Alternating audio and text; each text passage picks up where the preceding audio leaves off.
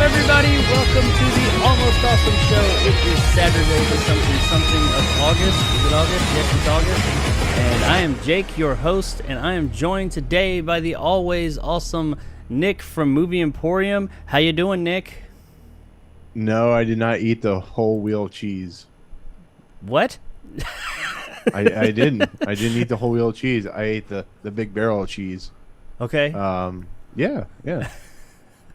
Well, that's okay. It's good times, right? Yeah. This is an AA program, right? Yeah, AA. I gotta let out my problems. So I ate a whole wheel of cheese. That's welcome my to AA, everybody. That you know, that's what we do here. But anyway, yeah, okay, technical difficulty. There we go. Fix that. Yeah, we got a probably a shorter show for you today. Not a lot of news going on. There is and there isn't, but most of it is confined to one single story that we're going to talk about at the closer to the end of the show. Actually, this time, nothing much going on in gaming, so not a lot there. There's just one thing. It's kind of informative. We'll talk about that a little bit, and a couple of little movie things here or there. So yeah, fairly shorter show. We didn't have a review or anything for you guys today. We do have, I guess, a spoiler review / discussion we're going to talk about. Now, this particular movie, I don't think there's a lot to be spoiled about it unless you're like super deeply ingrained into it, and that would be Prey. We're going to talk about Prey at the mid part of the show. I thought we were talking about Debbie and her Dallas doing Dallas. Well, that'll be the after hours, but we're going to talk about Prey here at the mid portion of the show. We are going to talk about, we're going to talk about everything. We'll talk about spoilers and stuff. So if you're just like 100% against spoilers of that movie, you might want to tune out during that time. However, I will say that, it's a Predator movie. There's not a whole lot to spoil. We are going to talk about the ending, but there's no big surprises in that movie. Not to say it's bad. There's just no big surprises. I do have a review of it up that I put out yesterday. I know Nick has seen it now. I haven't really picked his brain totally about his thoughts on it. Nick, do you have a review up of that by chance, or do you plan on doing one? No, I between the podcast and some other stuff like Westworld, I just didn't. I wanted to watch it so we could at least talk about it today, but I'm not gonna. I really not gonna have time to put a review up for it. That's fair. I get you. You put up a whole lot of content anyway, so that makes sense. But alrighty, so we also got some other stuff to talk about. The few little things going on in the news world, but yeah, Saturday. Hope all you guys are having a great Saturday. There's not really any other little bits to talk about or anything either, so it's going to be a fairly light show, but it's going to be a show nonetheless. We're going to have some good times with it. I do plan on having, which I hadn't told Nick this, so live reaction. I do plan on doing a review of, like we did with Ice Pirates, of like an older movie. Hopefully on Wednesday. I probably should have talked to him about this prior to recording. Just I'm used to being on like the what is that word called when you're just like thrown into the fire, thrown into the wolves. I'm used to it, man. Yeah, that's how we roll. That's how here. I work. Yeah, I work like that. So. But we're gonna do. We do plan on doing one of those little movies. We have a collection of movies that we'll have a guest to help us with that. That's not 100% down yet, but hopefully that will be before the end of the weekend. We'll know what that is. But Wednesday or Saturday we'll have another one of those kind of long-form discussion reviews about one of these forgotten awesomeness movies. But I guess let's go ahead and jump into this thing since nothing else is going on. Well, I guess, are there any, because nothing really new came out this week. Prey came out, but nothing in theaters really big. I know there was that one movie you've been catching some flack for. You seen any other movies or anything, or any kind of stuff going on that we're not going to talk about, that's not on the docket, that you wanted to talk about before we get started? No, there's one review. There's a movie I just watched today that I can't talk about, but I know there's a lot of crap that came out this weekend between Prey and Easter Sunday and Bullet Train and They Them and Sandman. There's more. Yeah, there's a lot of shit. They Them. That's that movie with Kevin Bacon, right? Yeah, about queer conversion or some shit at a camp. Oh, is that what it's about? I didn't know that. I guess the title may have been a giveaway. But have you seen that? No. Oh, okay. No, I haven't. I considered watching it the other day. Did that come out yesterday? I don't know. I saw that it was available. I considered watching it, but I didn't. So yeah, that's the news on that. But He's like, I didn't. well, let's jump right into the show, so we can take a look at these first few stories and get into the juicy stuff with Prey and some other stuff going on. And our first story of the day that we're going to talk about here is going to be about Teenage Mutant Ninja Turtles and what they're going to be doing with that moving forward. Apparently, the Teenage Mutant Ninja Turtles franchise is headed back to the big screen, this time as an animated romp titled Teenage Mutant Ninja Turtles Mutant Mayhem. The film hails from producers Evan Goldberg and Seth Rogen, so there's some known names there. Rogen said, as a lifelong fan of Ninja Turtles, weirdly, the teenage part of Teenage Mutant Ninja Turtles was always the part that stuck out to me the most. And as someone who loves teenage movies and who's made a lot of teenage movies and who literally got their start in their entire profession by writing a teenage movie, the idea of kind of honing in on that element was really exciting to us. I mean, not disregarding the rest, but really using that as kind of a jumping off point for the film. And I wanted to just talk about that. I mean, they didn't really give us many other details about the movie. They're making it. It's going to be animated. They talk about a couple other little things we'll get into in a minute. But I know I like the Teenage Mutant Ninja. I was a huge Teenage Mutant Ninja Turtles fan when I was a kid. Like, I was kind of obsessive about it. And I loved the 1990 movie, and I liked the second movie, and the third one was terrible. But I was really big into Teenage Mutant Ninja Turtles and collected the toys and everything and watched the show. I kind of fell off of that as I got a bit older, and like the first animated, or I guess the only animated movie that they came out with, TMNT, I thought was okay. Well, before you say that, did you know there's another one that came out on Netflix this weekend called Rise of the Ninja Turtles? I did not know Yes. that an actual movie, or is because there's an animated show, isn't there? That's what I think that is going on in the background. Yeah, there was here. a show, but there was a movie that just released yesterday on Netflix. Really? I did not know that. I had no idea. Well, that shows you how into the Teenage Mutant Ninja Turtles I am right now, but or how in the know I am for Ninja Turtles. But I was, yeah, when it came to that, I saw the animated movie, like when it came home, the one that came out in I think 2009 or something like that. Yeah. And then they had, of course, the Michael Bay movies. I saw them.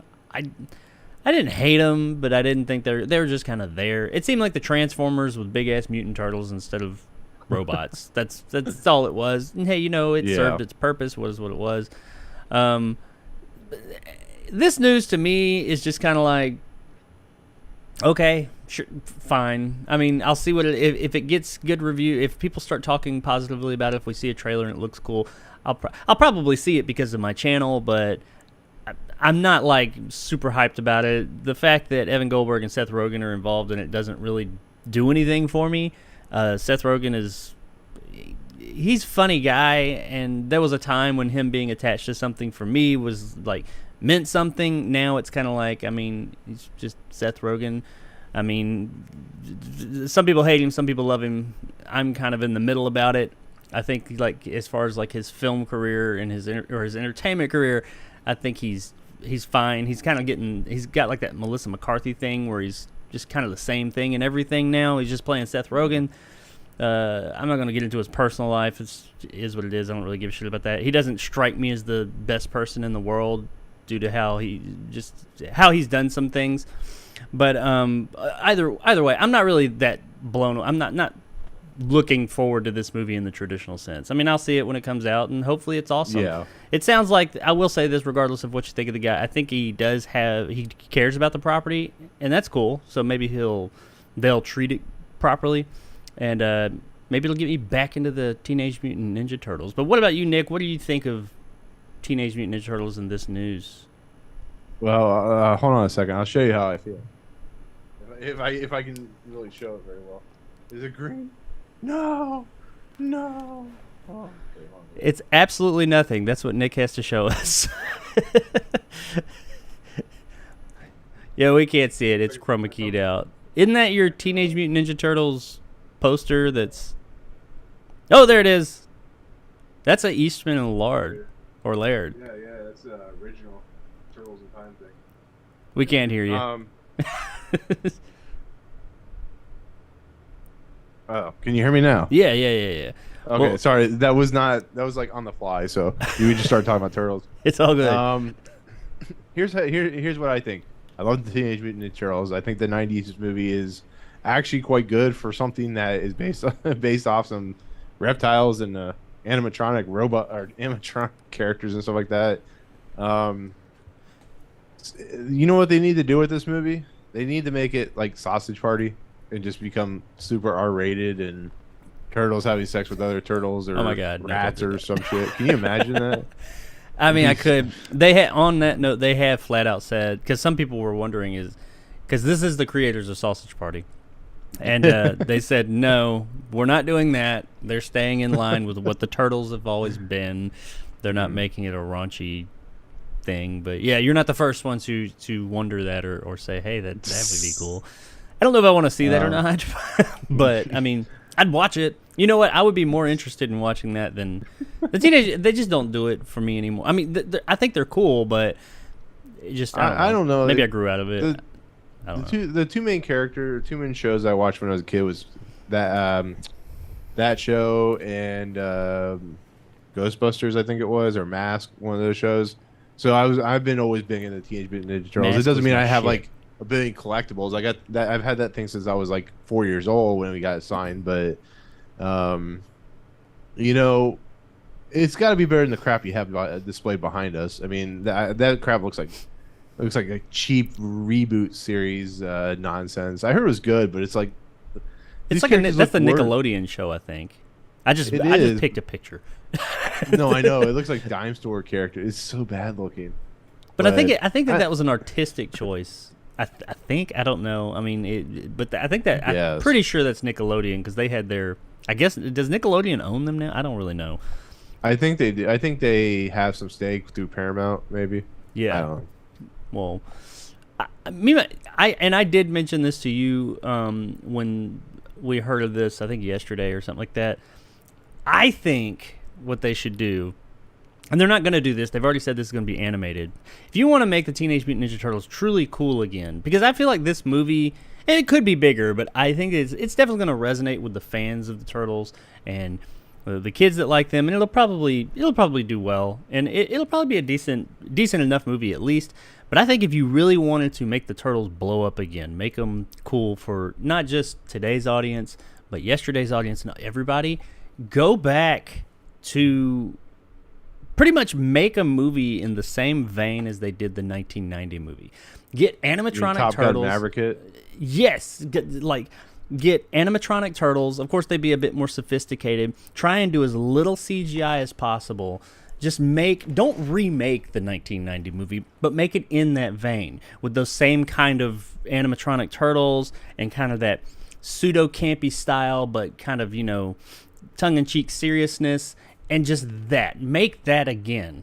But I mean, have a good story and everything, of course, but make a Turtles movie in that vein. And I think that would really capture the people like me that were there that were kids when it was there, but also like new audiences that are aware of the Turtles, that like the Teenage Mutant Ninja Turtles. That would be a gateway for them to get in. And it would just be cool because like 80s and 90s nostalgia is really big right now.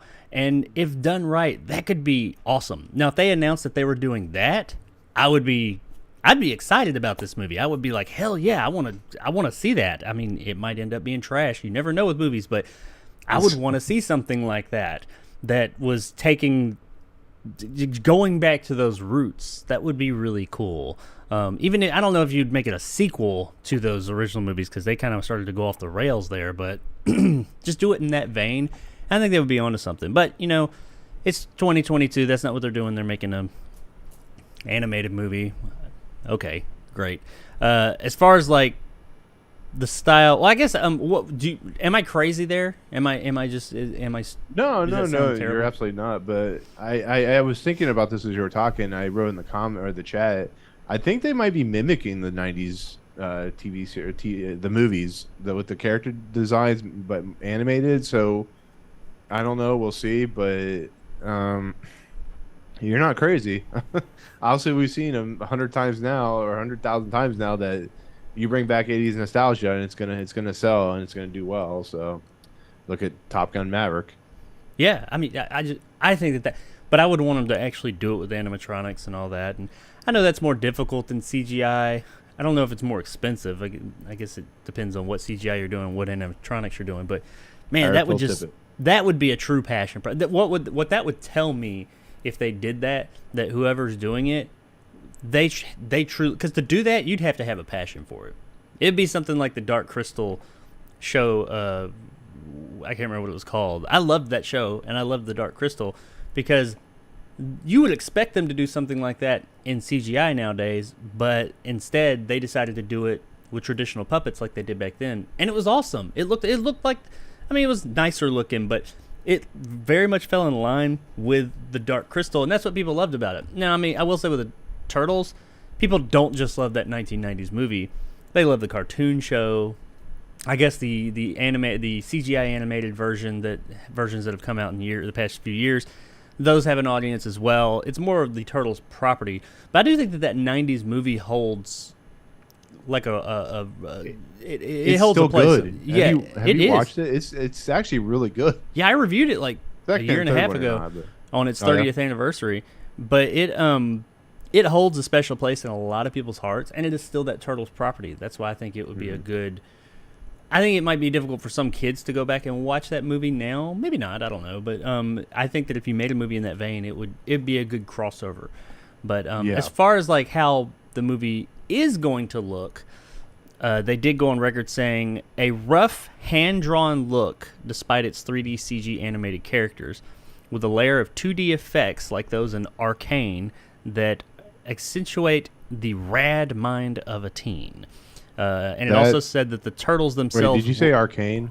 Like the Netflix show? The Netflix show. I've never watched it. I've seen the art style of it, but I've never watched it. So I guess kind of like a hand-drawn CGI thing. I've seen artwork like that before, and that could be cool. That could be really cool, and depending, kind of like the Spider-Man Into the Spider-Verse, because that's kind of got a similar art style, I think, doesn't it? Where it's like no, I mean that's more like I don't know what you call it, but I don't think that was the same as maybe it was. I don't know. Well, it's like CGI with traditional hand drawn over it to give it that feel. I mean, it's not exactly the same, but it's going for that same kind of look. They also said that the Turtles themselves will be voiced by actual teenagers rather than adult voice actors. I mean, I don't know. I mean, if you're doing like actual live action human beings, yeah, sure, teenagers playing teenagers is great, but when it comes to voices, I mean, maybe I don't really care. But hey, good for them. They're being authentic in their Teenage Mutant Ninja Turtles movie. Right on. But yeah, that's where I stand on it. Not a lot more to say about it. I mean, I think that the movie will probably be a success. Whether it's going to reignite Teenage Mutant Ninja Turtles interest or not, I think that they're not huge, but they're big enough. I mean, they have mind share out there. Kids, they have a show that's going on. You just said that they have a new movie or a Netflix movie, so there's still an audience for it. I wish they would just go back to that old style, but update it. That'd be awesome. But that's not what they're doing. But we'll see if the movie's any good. I'm sure it's probably, if they haven't even started. Well, they did say that they have. They showed like a rough animation of a scene or something like that. So they've started some type of production on it, but they're not very deep into it. And these things take a long time to make. So I imagine it's going to be probably a year or two before probably more than a year or two before we see this Comic-Con or something. Yeah, we're probably going to get a trailer or something. But these movies take a long time to make, unless they make them really cheap. I don't know. We'll see. But that's Teenage Mutant Ninja Turtles. If you're interested in that, and if you're looking forward to more Teenage Mutant Ninja Turtles cinematic goodness, hey, get ready in a few years, I guess. But alrighty, so from there, real quick story. We're going to talk about the Eternals 2, which apparently is a thing. And one of the interest, I guess, people were saying that one of the big missing things from San Diego Comic-Con was that when they were showing all of their, hey, here's everything that's coming in phase 5 and 6 and 4, or the rest of 4, There were some blank spots, but people were saying that the Eternals was suspiciously missing. I don't think it's suspicious at all because that movie sucked. I know you liked it a bit more, but it didn't. You shut your mouth. Well, you shut your mouth. Just kidding. I know people didn't like it. Yeah, even though you liked it, you have to admit a lot of people were saying it was less than what they wanted. So I wasn't surprised if it didn't move forward or if it didn't move forward anytime soon. However, apparently it is moving forward because of Patton Oswalt. He was on the Today Show recently, and he was asked a seemingly innocent question about his role as Pip the Troll, which is the little guy who showed up with the other guy that nobody knew who it was at the end of Eternals and their stinger. And he said, "They have announced there's going to be an Eternal sequel. Chloe Zhao is going to direct it," said Oswalt. "So hopefully there will be more adventures of Star Fox and Pip." Those are the two characters in the end scene. But the funny thing is they haven't announced that. It was not announced that there was going to be an Eternals 2. It was not announced that Chloe Zhao would be returning to direct. But it is now, I guess, because Patton Oswalt came out and said that there's going to be an Eternals 2 and Chloe Zhao's coming back. So, hey, good. I mean, if you enjoyed that movie, good for you. You're getting more of that. That's all the details we know. I guess my question about this, and I would be interested to hear what you have to say about it, is does anybody care? I mean, I don't care. So what? But I mean, I know that I'm kind of a stick in the mud when it comes to Marvel here recently. But what about you? I know you're a little bit more positive on Marvel, and you were on the Eternals. What do you think about this news that we're getting Eternals too, and Chloe Zhao's coming back? Well, I don't know if anybody who's watching, it's funny. The live stream is on a delay, so I'm seeing you go like this as I'm starting to talk. So if you see me kind of like, what's going on? Never watch the live stream. It'll confuse you. I have it over here on a monitor too, and I just don't look at it because it really confuses me. But no. I mean, I did like Eternals, but it does have flaws. It is a very slow movie. It's like 2.5 hours long, which it should never be. Also, they haven't discussed what happened to the big the big creature just sticking out in the middle of the Indian Ocean type of thing. And Patton Oswalt, if you haven't watched it on Parks and Rec, he did I think 8-minute speech. It could have been a little bit longer, where he tried to convince Parks and Rec, the crew, that Marvel and Star Wars should cross connect with one another. And it's like amazing. But Marvel and Star Wars. Have you watched it? No. Oh, I'll send it to you. It's Patton Oswalt goes on. He just does an 8-minute dialogue session, just off the cuff, about how Thanos will interconnect with the Star Wars universe and the Marvel universe, and it's absolutely fucking hilarious. But Patton Oswalt is a guy I love as an. Oh God, I just had a heart attack. Patton Oswalt is a. This is right? Not going well, by the way. No. I think I'm dying. No, the Zoom actually was circling there for a second, so I was like, holy shit. But Patton Oswalt is a guy I really like. He's funny, he's entertaining. He made a mistake, probably. This is probably something that was going to be announced at D23. I am shocked they're bringing back Chloe Zhao to be director after everything she went to. After all the crap that she got for Eternals 2 and being a woman directing a Marvel film, because you know how toxic the fandom is. I mean, I don't know if they're gonna have a stricter leash on her. I don't know what they're gonna do, but I'm excited. I like Chloe Zhao. I think she's a talented director. I love Nomadland and stuff like that. So if Patton Oswalt says there's a sequel and he's playing Pip the Troll, who was actually a major character in the Infinity Saga, hey, I'm all for it. See what they do. Like I said, hopefully it's not a 2.5 hour slog for people. Again, I liked it, but I know how people didn't. So, well, that's where I stand. I guess it's official. It's not officially announced. I mean, he's come out and said that it's happening, and he was saying that it's been announced, but obviously he's already. I'm wondering if got it canceled. Yeah, I'm wondering if they were talking about it and they were like, "No, there's a reason we hadn't said anything, you dumbass." And That's the last we'll ever hear about it. It won't be the last we'll ever hear about it, because you say something like that from a famous person and then the studio never says anything, then people get to talk. Yeah. Even if it's a movie nobody likes, especially in the Marvel universe. So I don't care.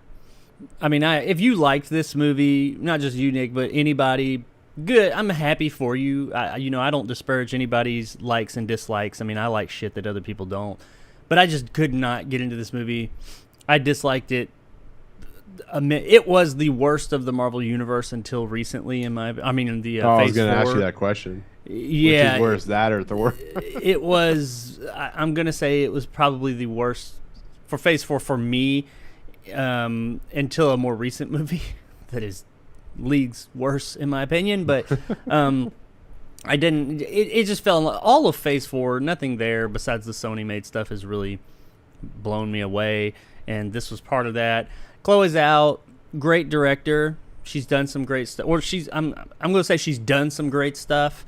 I didn't think she did great here. As far as directing, just, people on screen. The movie looked fine, but all Marvel movies, they got money behind them. They're going to look good.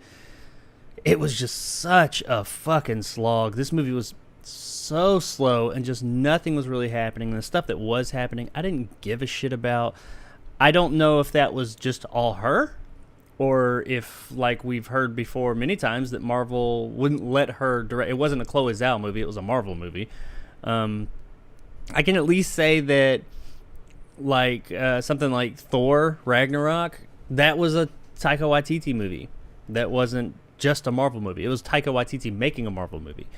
Some of these movies are like this. Eternals was not Chloe Zhao making a Marvel movie. It was just a Marvel movie. She was there. She was somebody they could say, hey, we got this famous director everybody's liking right now because of Nomadland. She's making a Marvel movie. But I feel like she wasn't allowed to do what she thought she was hired to do. So Are they going to let her do her thing on this? Or was Nomadland a fluke? Was that just that really good movie she made and she's not as talented as everybody thinks? I don't know. I don't know of her other work. Does she have other work? Has she made other things? Well, she won the best director for Nomadland. Well, yeah, I mean, besides Nomadland, has she made anything else? Yeah, she has. I can't remember. She's made other stuff like I'm not good with. I'm never good with people's. She made The Writer, which was really good. That was the one about the kid who was almost killed on a horse. I remember. Good movie. It's a good movie. Trust me. I vaguely remember that. Yeah. So yeah, she's got talent. That's the thing. Yeah. She's a talented director. Is Marvel going to let her be a talented director? Or are they just going to be like, no, you're here. Just tell these people what to do. You're a manager. You're not a director. So I don't know. I'll see the movie because I have a YouTube channel that focuses on movies. I hope it's good. There's been other movies within Marvel that the first one was, less than, and then the sequel follow-up came about and did better than. I mean, look at Thor Ragnarok. I enjoyed the first Thor. The second Thor was not that great. Ragnarok was awesome, but hey, then this latest one. Captain America was another one. While I enjoyed it, I know a lot of people don't like the first Avenger Captain America movie, but then he came about and really came into his own with his sequel, so maybe the Eternals can do that. We'll see. I don't really find these characters to be that interesting, though. So maybe it's not her fault. Maybe it's just that she has a property that's not that interesting. Either way, if you're into the Eternals, there's more Eternals coming, probably. I won't say this is an official announcement, but it is an announcement of sorts. D23, which is when is D23? That's is that this month? That's this month, right? It's either this month or next month. I can't remember which. Well, we're gonna probably, if they don't announce it at D23, especially after this right here. Well, they have all those empty spots that are still needing to be revealed. So I'm guessing Eternals is coming out in like 2020,000. I don't know. 2020,000. You heard it here first. 2020,000. But if it's not announced at D23 this year, then I would say that would be concerning, but it probably will be announced there. So yeah, Eternals 2, it's coming. Chloe Zhao's back for what it's worth. Let's talk about, well, I kind of gave it away with the background picture there. with what we're going to talk about here. I was going to try and go in with a little bit of mystery, but I didn't think that one through. Quentin Tarantino. We're talking about man with shark. Man with stick. Man makes love to shark. And shark. But no, Quentin Tarantino. Let's talk about Quentin Tarantino for a minute. He was recently asked some questions on a podcast. He recently appeared on the Real Blend podcast alongside frequent collaborator Roger Avery. And he was asked or something along the lines of, what is, in your opinion, the greatest movie ever made?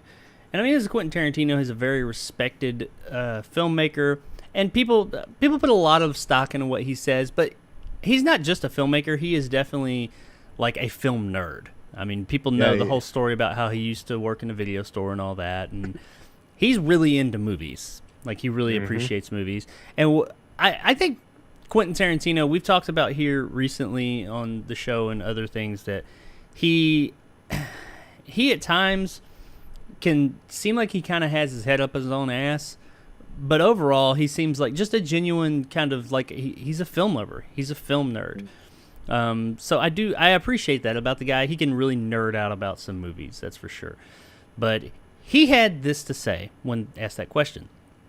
I think Jaws is the greatest movie ever made. Maybe not the greatest film, but it's the greatest movie ever made. And then there are other movies that can get in its rarefied air. But as far as a movie, there's no making it better than Jaws. There's no better than Jaws. It is the best movie ever made, and it shows how badly timed most movies made before Jaws were. The interesting thing concerning... I mean, I'll talk about what I think about these comments and Jaws, the Big Shark movie, but there was a point that I wanted to talk about, and it was that some people are saying that it can't be Jaws. Jaws can't be the best film ever made because Jaws isn't a film, it's a movie. It's and the all same I can shit. Get the fuck out of here with that shit. I dislike that. I mean, I joke about it sometimes, and I make that I got to distinction. tell this story when you're finished. I got to tell this. No, story. go for it. So I used to work at a very large hotel, and they would allow you to put your passion on your name badge. So I put film on my name badge, and people are so dumb. You know, I'm gonna say it. People are dumb. We are all dumb, and they would always go to me. So what's your favorite type of film? And I would be like, it's I don't know, it's Schindler's List or something like that. Oh, and they're like, oh no, I meant, do you like 16 millimeter? Do you like 8 millimeter? I'm like, shut the fuck up. And then I realized, I had to change it to movies so people actually know what I'm talking about. The fact that people can't equate film and movies as the same thing, it infuriates me. I don't really care too much if they say anything, but it's just like your mind's. It's like the whole. When I worked at a video place and people were like, I want the full screen version of a movie. I'm like, well, you're losing like 40% of the movie. You're like, I don't care. I want the non-letterbox version. I'm like, my mind is. Yep. I don't want the black bars. I used to get that shit when I worked at a video store. I managed a video store for a long time, and people would be like, is this the one with the black bars? It's like, yeah, but you see more of the screen. But it blacks out part of the screen. I'm like, yeah, but you get more. Sure. You're getting the whole movie. Sure. That's the point. Yeah. Go ahead. Kind of a moot point now, I guess, because most TV screens are 16:9. But yeah, when it comes to the whole movie versus film thing, I've made the joke or talked about that before and referenced that, but they're the same fucking thing. People tend to say that film. I mean, the people you were dealing with are real dumb, but people tend to say film is like. And the artistic side of movies, like, you know, your Schindler's List, which I love, Citizen Kane, things like these are films. They're Martin Scorsese, things like that. But movies are like Marvel, they're Star Wars, things like that. And I hate that because they're all fucking movies. It's all film. I mean, they're the same fucking thing. I dislike this distinction we put that one is better than the other just because it belongs to the certain crowd. Shut the fuck up. Get the fuck out of here with that shit.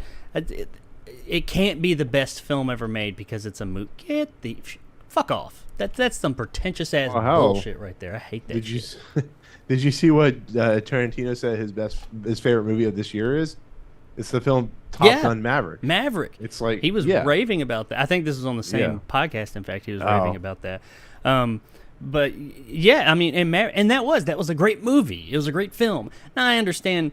I've made that distinction before that ha-haing more that it's not a great film, but it's a great movie kind of thing. But no, in all honesty, I believe they're the same fucking thing because they are.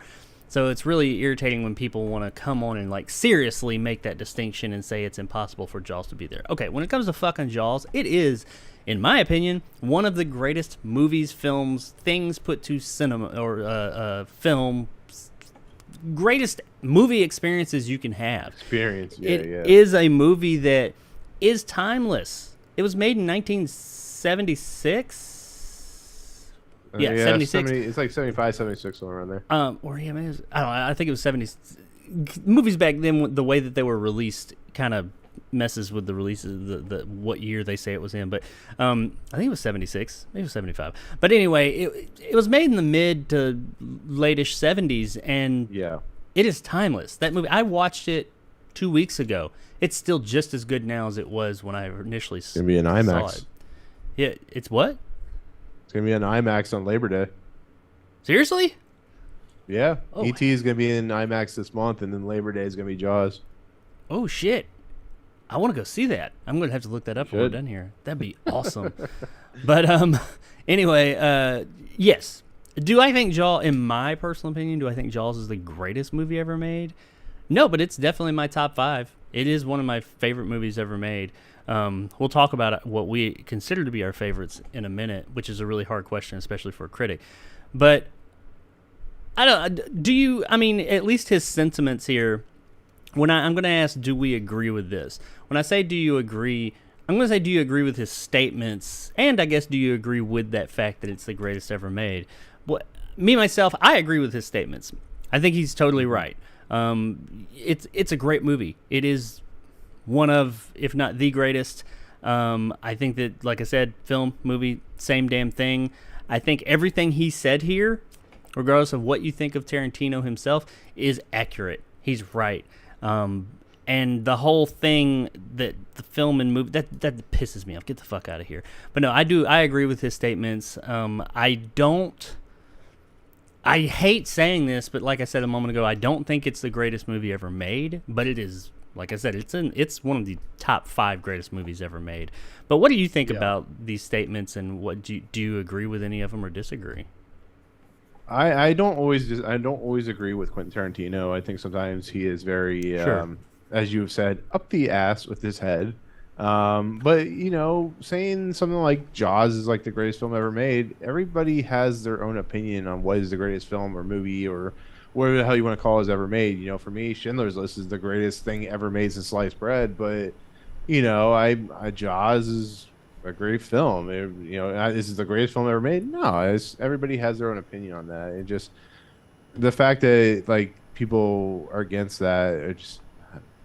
I will say, because I agree with you that Schindler's List is, that's another one that, in my personal opinion, is not my favorite film, greatest film ever made, but it's up there too. It might be in the top 5. I'm running out of top 5s, but it is an amazing film as well.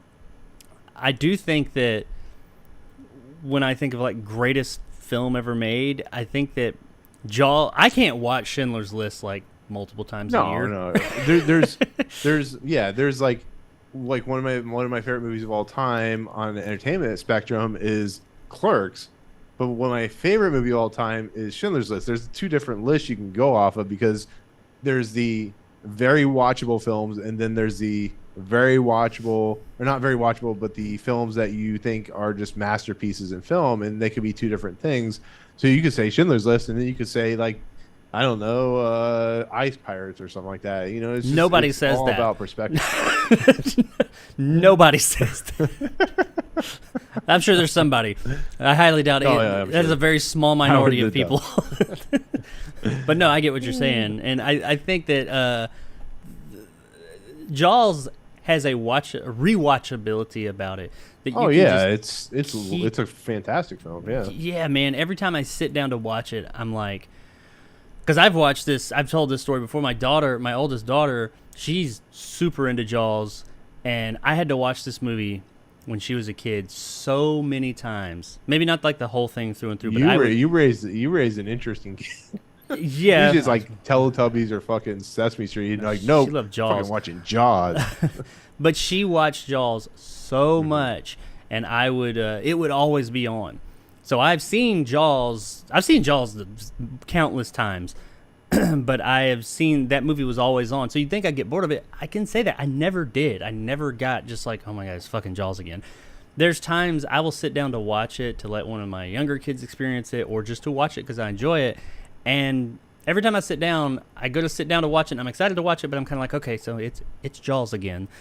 There's, but I always get caught up in it. It's made so damn well, and it's so Yeah. rewatchable and that to me does say, yeah, this is definitely one of the greatest movies ever made. Because any other movie I had seen this many times, including what I have always considered my favorite movie ever made, I'd be bored of by now. I'd be kind of like, yeah, I love the movie, but Jesus, like Empire Strikes Back, that's a great example. I love Empire Strikes Back. I think it's a fantastic movie. It is the best Star Wars movie in my opinion. I don't care if, yeah, that's what a lot of people say. It is. It's just a damn good movie. But I've seen that movie so many fucking times as a kid. I don't have much interest in watching it again. That doesn't take away from how good it is, but I've seen it so many times that I just don't. I'm like, no, I don't. I'll be bored watching this to a degree, See, and you- Jaws doesn't do that. you with Jaws is like me with The Fugitive. Like I could watch The Fugitive like every day and never be bored of that movie. And Jaws is the same way, but like there's those types of films, Clerks and Fugitive and One Crazy Summer, Truman Show, just films that you could just kind of watch and never be bored of, and that makes a good film, or a good movie or whatever you want to call yourself, a cinephile or whatever. So yeah, I Cinema. definitely understand Jaws. Cinema. But We go to the cinema to watch movies. well, I guess from there I'll ask the question, Mm-hmm. and I'll let you go first, and then you kind of have said, but if ask the question, and yes, I agree. It's really difficult for people for I think a lot of people, but for especially people that critique movies, either for a living or a hobby or whatever. People that do this regularly, that talk about movies and critique them and think a lot about movies. It's hard for us when asked the question, "What's your favorite movie?" It's like, well, man, I mean, you gotta. Well, what's my favorite film? What's my favorite movie? No, but when asked that question, it's hard to say because, like you said, there are sometimes like I think this is probably the best made movie, but I get more enjoyment from this one. I'm gonna say Desert Island movie, I guess. The best movie. What is your best overall across the board movie? What is, in your opinion, like as far as entertainment, best made, all that? Which one comes in as like this is the creme de la creme? This is the one that is what you would consider your favorite movie ever made. Hardest question we ever receive. Yeah, I mean, like the greatest movie ever made, Schindler's List. But if we're talking about entertainment value, I always switch between the original Ghostbusters and the original Back to the Future. So this is difficult. Ghostbusters probably I would go with if we're talking about pure entertainment value and cinema and movies. If we're talking about like what is I think is the greatest movie ever made is of course Schindler's List. But if I were to just pick one movie on an island, it'd probably be Ghostbusters. You heard it here, people. Ghostbusters 2016. That is Nick's favorite movie. Hey, I enjoy that movie whether people like it or not. No, I'm kidding. He's talking about 1984. I'm pretty sure, by the way, not Yeah. 2016. Even though he enjoys 2016. Well, that Ghostbusters is that's another one. It's really rewatchable. It's a good movie. It's a great movie. It's really solid, and it hit on all 8 cylinders all the time. I think Ghostbusters is a great flick as well. For me personally, this is an easy question for me because I kind of decided a while back what my favorite movie was. Showgirls. Damn it, you spoiled it. No, but my favorite film ever made is Lord of the Rings, and I mean all 3 of them put together as one big movie. Oh, that's cheating. You can't cheat. I Son of a can't. bitch. I quit this podcast. I like all of them. Now I am of the minority when it comes to Lord of the Rings. When you take all of them, I would allow that if someone wanted to say like a trilogy of films that were so intertwined such as those. I mean, you can't say Terminator because those are, they don't operate. Lord of the Rings don't operate, those three movies, they don't operate standalone. They can, knowing that there's more. You have to have all three to complete that story. And there's some movies, like Ghostbusters, you said, it has sequels, or has a sequel, and you don't have to watch both. You can watch just one. When it comes to something like I'm trying to think, Back to the Future, you could maybe kind of say, because those are all like, intertwined, but you can watch the first Back to the Future, you don't need the other. You can't watch Fellowship of the Ring and just end it there, because you're like, what? The story is not over in the slightest. There's no, it's a chapter. So that is why I put those together. Those movies are a bit unique in that way. I am of the minority that, while I'm not of the minority that I think Return of the King is the best one. It has it's the culmination of everything they've worked up to, and there's a reason that it is so rousing and it won all those awards. But I am of the minority with the first two movies. Most people will go backwards in order. They say, oh, I like part 3 the most, then part 2, then part 1. They put part 1. I like part 1 second. I really enjoy that movie.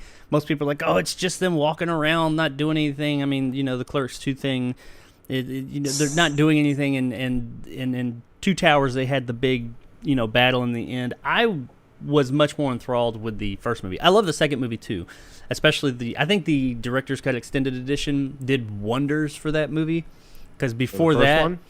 Of the second, well, all of them, but the second one especially. No, I thought the extended cut for the first one made it a whole better movie. Yeah, I mean, I think it did wonders for all of them. They are all better films with the extended version, but the second one I think benefited the most, in my opinion, from that extended edition, because that movie had a whole lot going on in it, and it had a whole lot of, yes, it ended with that big, huge, long battle, but prior to that movie is a lot of talking and a lot of walking and a lot of, it doesn't have like, the action scenes it has some of them, yeah, but it is a lot of story that they're cramming in there, and it's the middle part of the story. You don't have the beginning and you don't have the end yet. You've got the middle part and all the stuff that's going on there. And he had to cram a lot in there and shorten some things. And the bit that he added in really added more character and added more to the story that really fleshed it all out. So if you're going to watch that movie, watch the extended version. Not that the theatrical is bad, but the extended version really brings it to life. Yeah. But I like Fellowship better than Two Towers. But you know what? Overall, I'm getting off track here. The Lord of the Rings is my favorite film ever made. I can watch that movie a lot. I have watched that movie a lot. Those movies, that series, those 3 films, in my opinion. Now, Jaws would probably be second or third. That and Ben-Hur. I think the original, not the 2000 whatever, 19 or whatever it was. I think I've told you I've never seen Ben-Hur, right? You've never liked the original Ben-Hur with Charlton Heston? Yeah, I've never seen it. What? You need to get the fuck off of here right now and go watch that movie. That's an amazing movie. It is so good. But yeah, Ben-Hur is fantastic. If you haven't seen it, don't watch the new one instead. But don't be off put by the fact that it's, it came out in 56, I think, or something like that. This is 55, 56, maybe 59. I don't know. It came out in the 50s, but man, it's so good. It's such a spectacle movie, and it's just a great flick all around. I mean, you got to go into it and understand when it came out. It's kind of like when we watch The Twilight Zone. You have to understand the time period, but man, for the time period, it's a spectacle. It's a great story, and it's really good. It made me. Well, that's what I say about Lawrence of Arabia, which is one of my favorite movies ever made. Oh yeah, Lawrence of Arabia is fantastic. That's my dad's favorite movie. But yeah, that's an amazing movie. But all great movies. Jaws as well. So yeah, what's your favorite movie out there, YouTube land and everybody online land? What is your favorite movie ever made? I don't think there's an actual right answer to this question, because it's situational, and it's a personal preference. But I will say that Quentin Tarantino brings up some very good points as far as why he thinks his film is the best movie ever made. And I can get behind that. I'm on board with that. What I'm not on board with is this whole distinction between film and movie. Fuck off. Get it out of here. You're being pretentious if you start saying that shit seriously. and it really irritated me when I saw. That's actually what made me want to do this story, honestly, because I was reading through it and I was like, okay, this is not much. But then when I saw people bitching and moaning about film and movie, and it can't be that because it's a movie and not if it. Fuck off! Get the fuck out of here! You sound like a dick. But yeah, that's my thoughts on that whole situation. Jaws, good time. Watch that as well. Okie dokie. Something a bit more modern and a bit of an announcement that we have with this next story, and that would be that Lady Gaga. Oops. Actually, I take that back. We're not going to talk about that yet. We're going to talk about that in a few minutes. First, because we are at the middle portion of this shorter show, we're going to talk about Prey, which you can't see because the chat's in the way, but there's a little Prey woman, Amber Midthunder, right here. Prey woman. I should have picked a better picture that you could actually see. But we're going to talk about Prey, and we're going to talk freely about this movie because I saw it, and Nick got to see it a little bit after I did. That doesn't happen often. And we're going to talk about Prey and everything surrounding Prey, some of our thoughts. Yes, we will talk spoilers. I will go ahead and say to you guys, there's not a lot of spoilers in this movie. There's nothing, I mean, besides maybe some of the kills and how they go down. I don't think that there's anything you can say to really ruin the movie per se. There's nothing like, oh my God, I wasn't expecting that to happen in the movie. There's maybe one thing, but you kind of expect that to happen too. So what I'm saying is there's not a whole lot to spoil. If you are someone who hasn't seen the movie and is just like, I want zero spoilers whatsoever, get the fuck out of here with that stuff. You might want to tune out for about the next 20 minutes or so. If you're somebody who has seen the movie or hasn't and doesn't really care, hey, hang around and check this part out because we're going to be talking spoilers, what there are for the movie. It's a fucking Predator movie. They're running around killing people. People run from him. And I think we all pretty much know how the end will go down. I'm sorry, what were you going to say, Nick? No, I was going to say, and if you get the fuck out, make sure you become a jarhead like these motherfuckers here, you know? Yes, a jarhead and an Emporium head. Give Emporium head. No. Join the Pleasure Emporium over at Movie Emporium. Oh, shit. Anyway, I'll stop. So Prey. Yeah, Prey. So I've seen it. You've seen it. Hopefully our audience has seen it or at least doesn't care about spoilers. I put my review out so people that have viewed that know. Check that review out, by the way. But check it out. I released it yesterday. It gives all my thoughts, my non-spoilery thoughts. But what did you think since seeing? Because we haven't really talked about this, so I don't know all your thoughts. What did you think about Prey?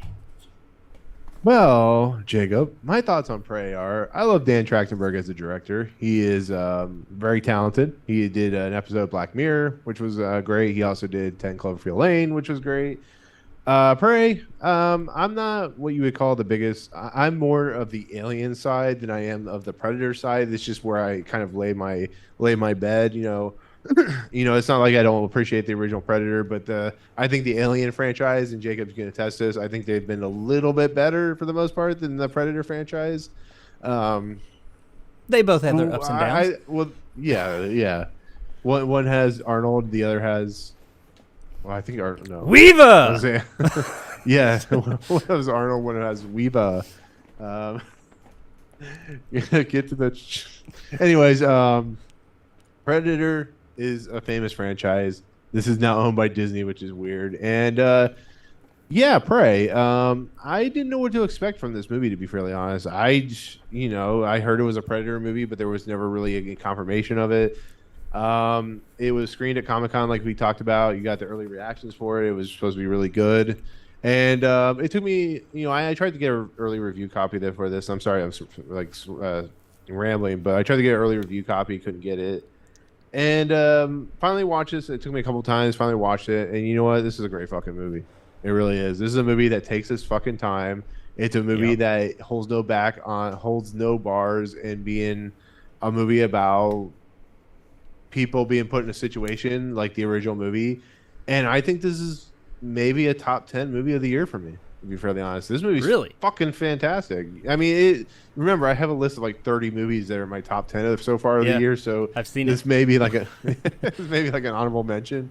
But what this movie does and what it does really well is it doesn't allow the action to happen quickly. It allows it to take its time. It introduces us to the Predator pretty quickly, but the Predator just is kind of doing its own thing. And what makes great storytelling and screenwriting is allowing the characters to develop and then giving kind of that peak situation where she starts uncovering things that are happening that don't seem logical or reasonable, and then it finally comes to a head. And I love the idea. This is what I've always loved the idea about the Predator and the Alien series. The creatures you know by heart, you know them, what they look like, but the reveal, especially in Alien and Aliens and Predator, it takes a while. Like it takes over almost up to a half hour to 40 minutes into a movie that's only like an hour and a half to 2 hours. And I think this movie does it perfectly. I really do. This is, I mean, it's not a movie without flaws. It is definitely something that you can tell is very low budget in its filmmaking, but what it did with its budget, it's impressive. And Amber Midthunder is an actress that is going to have a pretty good career after a movie like this. And Dan Trachtenberg, I'm sure, you know, he was supposed to do Uncharted, but he's a director that's going to keep getting in more and more great projects. And it's just the visceral nature of this film, the fact that it's gorgeous to look at. There are scenes in this movie that are like the scene in the ash or whatever is insanely good looking, and the gore, the violence, though, is crazy and just it is unsettling. Is fucking awesome. Like, this is an awesome movie. And it's in Comanche too. If you want to watch it that way, it's like, dude, the movie's fucking awesome. Is that I how don't you know what watched else it? to say. No, I definitely watched it in English, but I might go back and watch it Comanche. I don't know, but it's just crazy. Like, the only thing we talked about this, and you brought up the point of like the pistol or whatever, but I'm like, how's this Predator? The Predator doesn't. It's wearing a completely different helmet in this movie than what you're used to, and it fits. It really fits into this world, and I give a lot of credit to Trachtenberg and the producers and writers and acting, or the cast. They really went for it, and they produced a movie that, you know, might rival the original movie, to be fairly honest. So, Ooh. yeah. Well, Yeah, that's how I feel. So. there's a lot to unpack there. I too, if you watched my review, thought that Predators was, or not Predators. I thought Predators was really good too, but I thought Prey was really good. I enjoyed this movie. I was really happy that it didn't disappoint.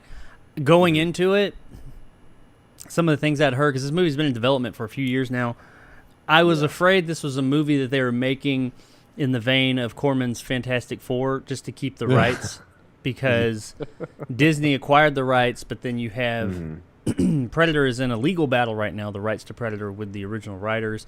Is that why this is called Prey and they're never mentioned by as predators? No, well, that is actually, to get super nerdy about it, that is because Trachtenberg originally wanted to keep the fact that this was a Predator movie under wraps, even up to the point of its release. He wanted it to be this big. I mean, seeing the movie, you'd know what it is pretty early on, but he didn't want it to be readily apparent that this was a Predator movie. He wanted it to be a surprise. And I think that's cool, but, you know, Disney was like, no, we're going to put it out there. And that came out fairly early, because actually the original title for it was Skulls. Just Skulls. And not bad. And that could have been cool, but that would have never, not say it wouldn't work. That'd be great. That'd be like, oh my God, kind of like the Glass being a, not Glass, what was the Split being an Unbreakable movie kind of thing. That would have been a neat reveal, but it would have never, Disney wasn't going to do that. And the Predator franchise is so big, no marketing department's going to allow that. But anyway, we know it was a Predator movie going into it. I really enjoyed the movie. I was afraid going into it that it was going to be that, or it was going to end up being one of these movies we've been getting more recently where, hey, because there was a female character, she's the main character. I don't mind female main characters. One of my favorite characters is Ripley and Sarah Connor, both Cameron products. That and not even just strong female characters. I like female characters. I don't like when they're shoehorned in just because so we can virtue signal and say we have a female character, and it's Disney, so yeah, that concern was there that they were going to be doing that. She was going to be a Mary Sue and all that, and I was just worried because also we got The Predator, which I enjoyed for what it was, but I can, especially after putting some time between myself. Black direct that nonsense. Yeah, between putting some distance between my seeing it and reviewing it, and now I can go back and look at that movie and be like, yeah, it wasn't that great. But I enjoy all the Predator movies to some degree. But I still can understand that these movies the Predator franchise has not been putting out quality stuff for a while. The last good thing they had was Predators back in 2010 or whatever it was. Robert Rodriguez was involved in that. But so going into this thing, I wasn't super excited. I did start to hear, and we talked about it on this show, the early reactions to it. I was skeptical about that because, early reactions a lot of the time are skewed because people are just excited to see something early. And but yeah, I enjoyed this movie. I agree with you wholeheartedly that I love the way that they kind of went back to the roots of the original Predator film by not they feature the Predator earlier in the movie. They show him kill some smaller animals, and he even gets in a fight with like a wolf and all that, but he's cloaked. We know it's a Predator movie. It's not going to the extent of what is this? I think that was his original idea, was to keep it a secret that it was a Predator. But then early on, okay, everybody knows this is a Predator movie, but he still left a bit of a mystique. We don't know what Predator this is. So meant to go back to what you said about the mask and how it's a different Predator mask. This is 300 years in the past. Yeah. And it's 300 years for the Predator species as well, but this is a different species. Not species so much, like a race of predators. And in the extended universe, there is I won't nerd out on it too much, but on the Predator homeworld, this is not in any of the movies, this is extended universe, there are, just like our world, the Predators have issues with each other as well. And the Yangtze, this is what they're called, for those out there that are like, they're actually not called Predator. We're going to just say Predators, but the Yangtze, that's their species name. There's another race of predators on that world, and they war with each other. This is one of those. Is this like a Transformers movie? No, not to that degree, but yeah, I mean, it's just, two factions of the same race or same species fighting. Let me ask you: isn't there one of the Predator movies? Isn't there warring factions of predators? Wasn't that Predators or? I thought there was two different Predator. Yeah, in Predators. Yeah, but that's more of Predator 2? That's not the same deal. That's more of a Predators. I don't know. Predators or the Predator was kind of. It was the Predator that had that whole super Predator thing and all that. That's more newer. Like that wasn't going on 300 years ago. What I was referring to, and the Predator may have been working into that. Maybe that's what it became. But this is that's why this Predator looks just a little bit different. So you could tell, yeah, he's part of the same species, but he's a different, a different race, if you will, on that planet. And he's one of them. I mean, but that's their thing. That's one of the common things amongst that planet and that species is that they hunt. So that doesn't really play into the movie much. Besides, that's just why he looks a little different. That's their reasoning, at least. And why his helmet is a little different. And yeah, they are a bit more primal than the one that we get in the 84 movie 300 years later.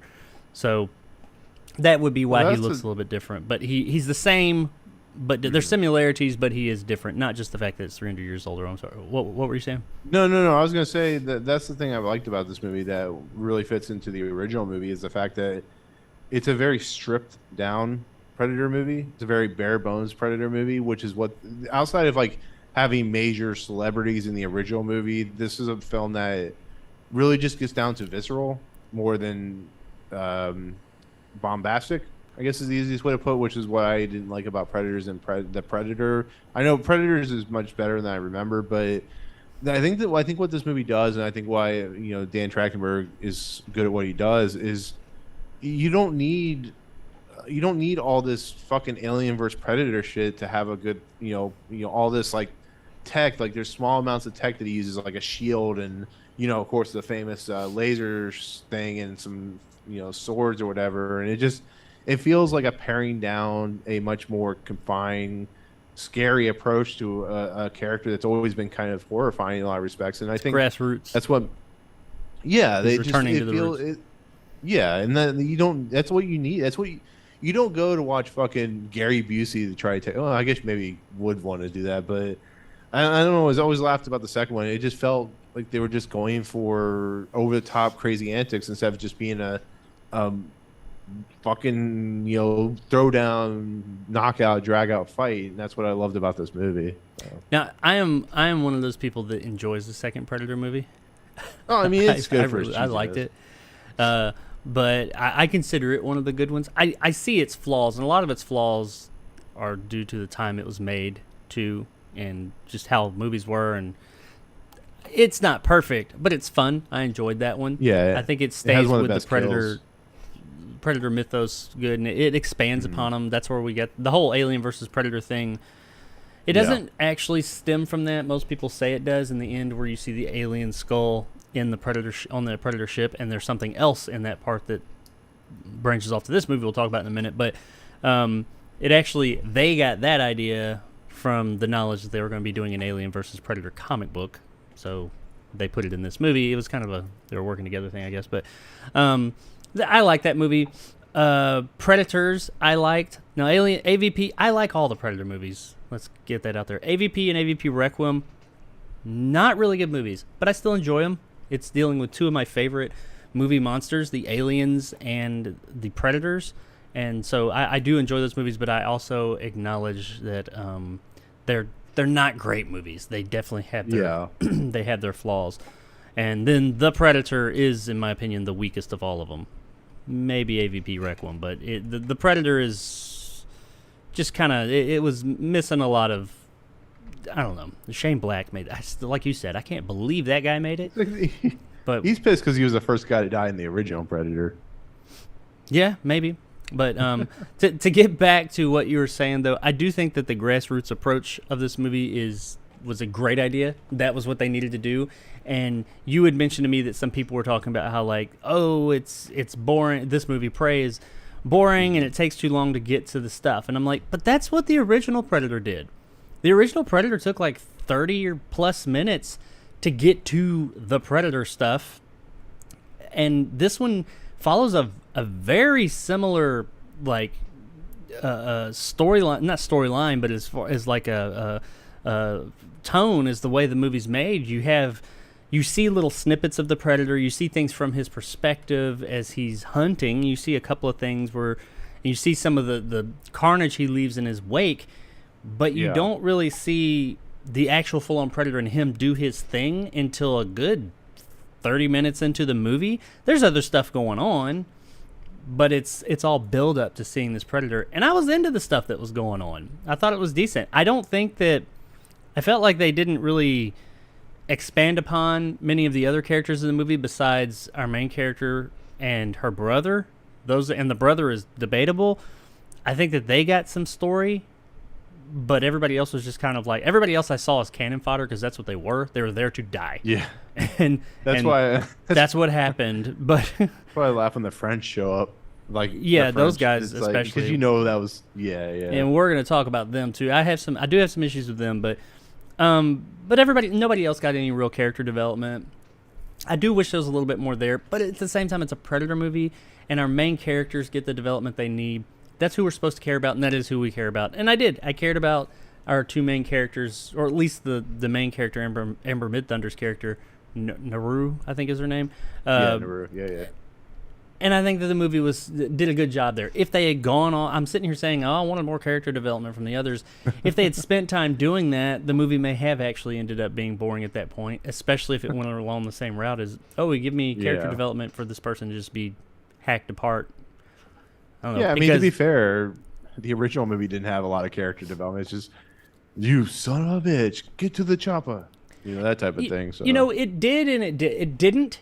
Mm-hmm. But the original movie, what I think it did really well was its character development wasn't said. its character development was in the details. It did have character development. At least it let us know who these characters were, just in small things like the way that they dressed, the way that they acted. Each character was very distinct. I'll say that this movie doesn't have that. Besides our main character and her brother to a degree, like I said, none of the characters are very distinct from each other. Not to say you can't tell them apart, but they're not very different. Now, Predator, every one of the Marines in that crew were different, and it didn't really do a whole lot in the traditional sense of letting us know who these people were, but like just little things like you got Shane Blake's character, who's the guy who's always telling these bad, raunchy jokes. You've got Billy's character, who is like the stoic trekker Indian type, who just kind of doesn't find jokes funny until later on in the movie. You've got Jesse Ventura's Bane, Bane or Blaine, I can't remember, but he, the big machismo, over the top, I ain't got time to bleed, dug in like an Alabama tick, that guy.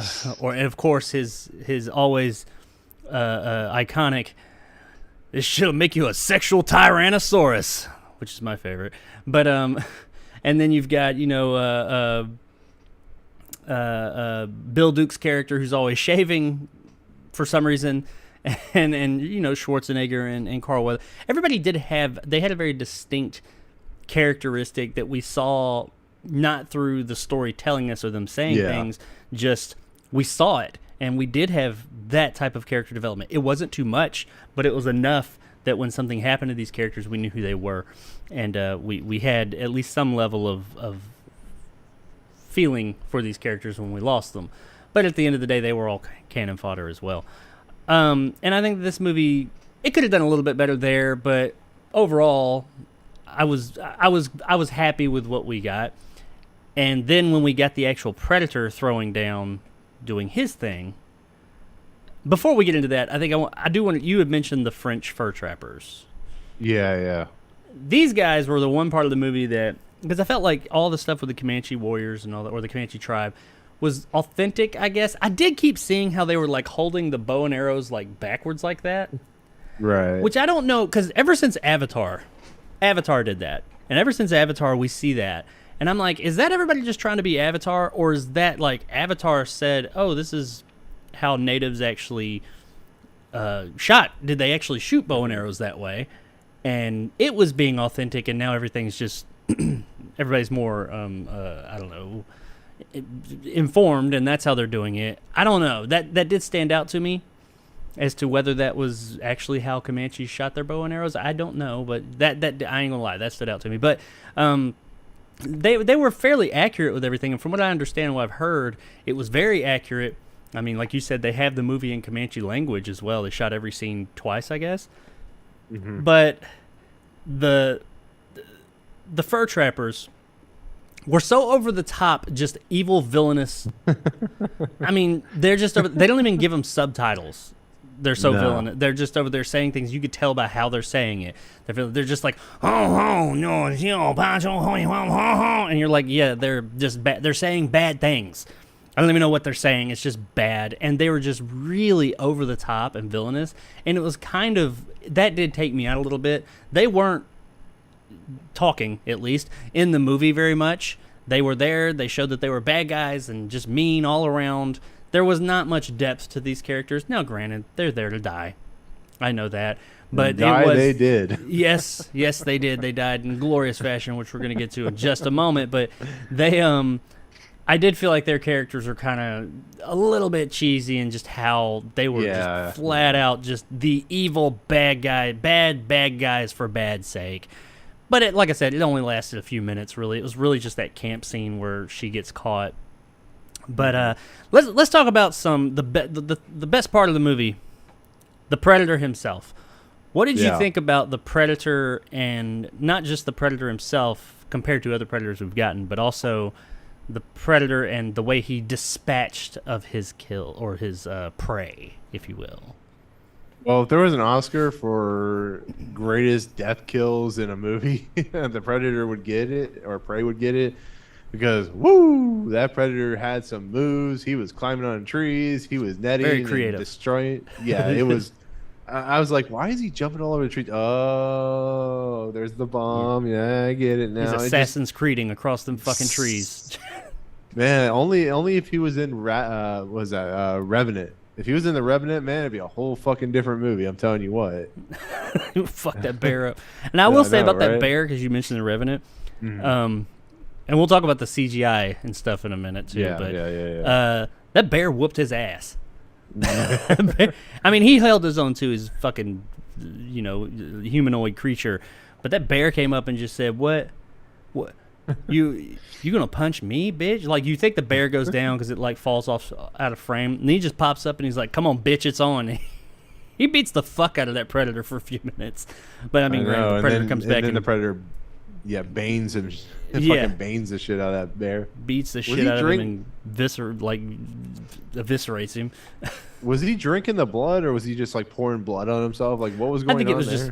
I didn't think he was drinking. I think he was just pouring it on himself, because he does that another time in the movie too. He's just like, I'm fucking crazy predator. That's what I He's like gathered. Blade gone wild or some shit.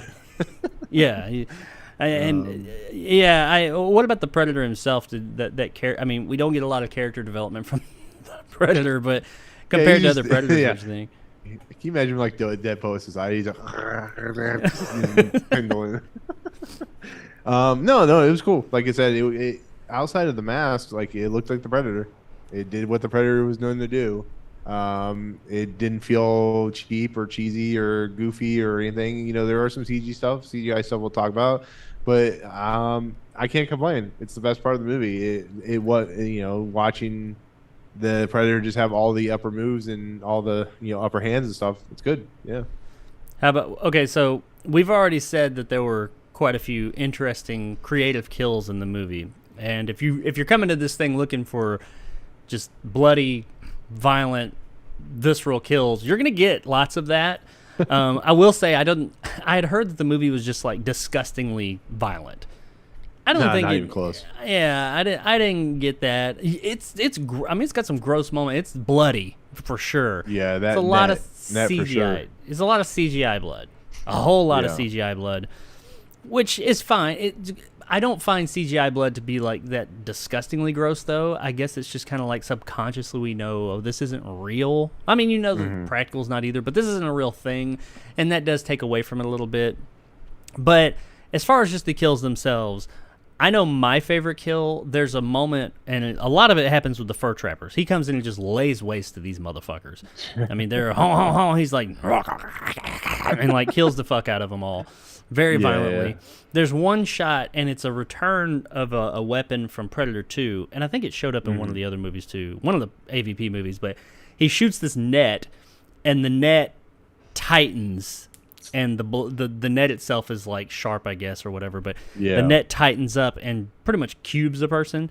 Well, he does that to a guy on a log. I mentioned it in my review, but I was vague about it. Oh my god, that was the one part that was like, it just like pins this guy up against a log and it starts tightening up and just turns him into mush and just like it doesn't explode him. It just turns him into fucking mashed potatoes, and that was Yeah. awesome. That was I was Yeah, like, it was. oh my, that was the one that I was like, holy shit, that's the shit.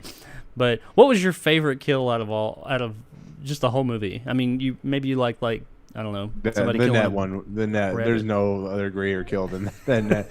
Like, it's cool, like what he can do with like the shield and stuff like that. How he decapitates people and stuff like that. And of course, the famous, the laser thing with the spheres and stuff like that. I love in the movie when they're using the spheres, or when he's using it and his mask is off, and he actually shoots the sphere and it actually hits where the laser point is, which was kind of cool. He actually like shoots it at the brother or whatever. Sure. And then instead of just continuing with the brother, it actually moves back into where the target is at, which is really cool. Yeah, and I did plays like that into ties into the end of the movie too, and I did Yeah, like foreshadowing. Yeah. that they actually showed that to a good to where we could understand and she could understand, because we understand because we understand the Predator. She is just she's a native. She's never seen technology like this, but it does a good job Yeah. of showing why she understands that this weapon, because it shows in the movie she doesn't even understand how flintlock pistols work.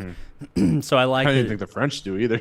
Yeah, but she showed how, or it showed how she understood that wherever these 3 dots are pointed and they come from this helmet, that's where these spears are going to go. By the way, there is one weapon missing, and I guess it makes sense. I don't know if it's because it's 300 years earlier or this is a different Predator or what, but the plasma cannon, his cannon that comes up, it's been in every other Predator movie. It's probably his most iconic weapon besides maybe his wrist blades. It's not there. Instead, he does have the 3-dot thing, and he shoots spears. These like spears that hover out of this gun, and they go wherever the dot goes. But I mean, yeah, the plasma cannon is not there. I guess it makes sense because he used the plasma cannon when they were fighting, because it's honor code and all that for the Predators. When they were fighting against more advanced species, he's fighting friggin' people with flintlocks and bows and arrows. That wouldn't be very sporting to come in with a fucking plasma cannon and laying waste to everybody. It's either that or the plasma cannon didn't exist in their culture yet. Yeah, they didn't have like the nuclear bomb either, did they? Well, not that he used, which this was the first I expected, and we'll tie that into the ending. He does not blow himself up in the end. All the Predators have always blown themselves up. I've always taken it as, some people say it's kind of a last fuck you to whoever. I've always taken it as to cover up any so they can't be discovered. To cover up any existence of them. I was waiting for him to laugh. Like, yeah, in the first one he blows himself up. Yeah. The second one, he tries to blow himself up, but Danny Glover cuts his arm off and destroys the thing. But the Predators themselves take him away, and he does it in AVP. And then in the second AVP, they nuke the place. So in one way or another, that motherfucker always ends with an explosion. But not in this one. But yeah, I thought the kills overall were really satisfying. Like, we got lots of decapitations and lots of limbs lost. People get fucking arms and legs cut off in this movie left and right. And I did think that they took them very well. I mean, there's lots of people that you find and they're just missing limbs, and they're just like the one guy who was drinking at the main fur trapper guy. He was like drinking at the river when it first showed him. I didn't even realize he was missing one leg. I think his whole fucking leg was gone, and he was just sitting there. It wasn't until he was sitting at that tree, unless she cut his leg off. I can't remember, but he was missing a fucking leg, and I didn't even notice it. And yeah, some creature was eating it or some shit. Oh, okay. So I didn't even realize that. And I was sitting there looking at it. I was like, did she cut his leg off with that little thing, or was his leg already missing? They all take missing limbs very well in this movie, because there's another guy. I mean, they're fucked up. They're like, help, but they're just like, my whole fucking leg's gone. I think if I lost my leg, I would lose my ever living shit. But hey, that's me. This is a different time. 300 years ago, motherfuckers was tough back then. But yeah, great kills. If you're looking for that, go for it. Now, the special effects. You had mentioned that the movie was lower budget, which it is. It's not the highest budget movie in the world. I wouldn't call it low budget, because the movie had a budget, and it looks great. Like the sets, or not sets, but the locations they used. This is a beautiful looking movie. Some great, I think Canada is where they shot it, but it looks great. Looks the part. There is a lot of CGI work in the movie. Like we mentioned, much of the violence is done with the assist of CGI. The Predator itself is mostly practical, and I thought he looked great. But a lot of the violence is CGI, but also a lot of the wildlife. They're out, this is 300 years ago, lots of wildlife running around. But most, with the exception of the dog, I think the dog, her little dog friend, I think he was real. But all the other animals are CGI, and you can tell. I mean, they don't look, you know what they are. It's not like PS2 graphics or something like that, but none of them look like the Revenant bear or anything. They look fine, but they do stand out as CGI. That was something I mentioned in my review. And I think that tying into the violence part of it, why some of the kills in the movie are gnarly, but it kind of takes away from it a little bit, because it is so much CGI blood and things like that. It's solid looking CGI blood, solid looking decapitations and stuff like that. But you just it's almost numbing, because you know that, well, that's not real. Like, not even in a practical sense. And I think that's kind of what took away and made it not as gross and gnarly to me. I mean, Carl Weathers getting his arm blown off in the first Predator is probably more gnarly than maybe the net thing in this movie, but probably more gnarly than pretty much everything else that happens in this movie because it's Well, all yeah, because CGI. you're not expecting that in that. Like that was like the first movie, so you're not expecting that. But here, you're like, there's gonna be some crazy kills in it. So Yeah, and I think they did a good job. It was a nice balance. Yeah, I would have liked more practical work, but is what it is. It's 2022. You know, you're probably not going to get that. I will say though yeah, that when we do get that, some movies do decide we're doing this all practical. That is when people really rave about it, and they're like, "Holy shit, this was awesome!" Because it was all this great practical work, which is crazy. yeah, Because that makes me wonder why studios have to see that. Why don't they say, "Hey, we need to try and do more practical work and use CGI what it's supposed to be for, which is to enhance what's on the screen, not be what's on the screen." I wish they had done that, but it doesn't ruin the movie by any means. The movie is still really fun. yeah, Um, yeah. so let's talk about that ending. First of all, I guess to jump to the end, to give everybody, the people that haven't seen the movie yet, kind of to get you up to speed. It's a Predator movie. He's chasing them. Amber Midthunder's character is this hunter, or she is a native Comanche. She's female, so she doesn't have. She's. I don't know how the Comanche really worked as far as like their hierarchy or how they expected, but it is shown that the males are typically the hunters and all that, and she is, or warriors rather, and she's not expected to be a warrior. Now, I did feel that they didn't ever say that it was like, oh, she can't be a warrior. It's probably just she's not expected to be, because she is said to be a good tracker, and she is trying to be a hunter. And I don't see anybody saying, oh no, it's a woman trying to be a tracker. It's not ever thrown out like that. It's just people kind of expect, hey, you're not as good as like your brother. Her brother is Harold, Yeah. is like this great big tracker in their tribe. He even becomes like, or not tracker, hunter, warrior, and he even becomes like not the chief, but he's in charge of the hunters or something like that at one point. And she really wants to hunt. Someone even asked, I think her mom, why do you want to hunt? And she's like, because they don't think that I can. Not that they say I can't, they don't think I can. So she spends a Yeah. lot of time trying to live up to that. And she honestly isn't very good at it. She's No, not not at all. the best, and she also doesn't have the nerve when shit goes down. She's got conviction, but when she's faced with these things, she runs away a lot, which is one of the reasons she survives. That's a good thing that she runs away, but she's not the greatest. She fucks up a lot, and that was one of the things. I know we're getting into the end here, but that was one of the things I did like about the movie. I was afraid that she was going to be a Mary Sue. And for those of you that don't know what a Mary Sue is, that is pretty much Rey from The Force Awakens and all that.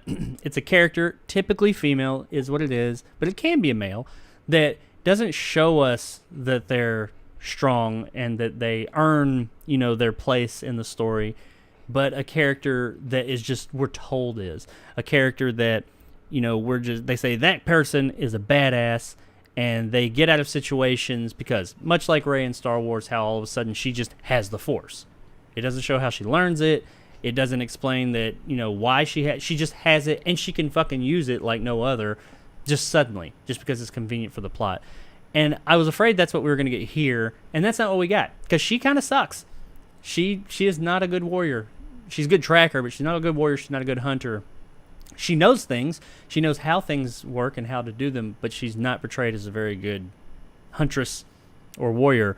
And she grows throughout the movie because she's forced to. She fucks up a lot, and by the end of the movie, she is able to do what she needs to do to defeat the Predator. I liked that. I thought that it was a good character arc. Am I alone here? Did you think that they gave her character a good character arc, or did you think that, this character is weak, kind of Mary Sue-ish? No, I think they gave her perfect character arc because they made her imperfect. She's not perfect. She doesn't do perfect things in this movie. And actually, as we'll talk in the end, I think it's actually a little bit of luck how she Definitely. survives. And Definitely.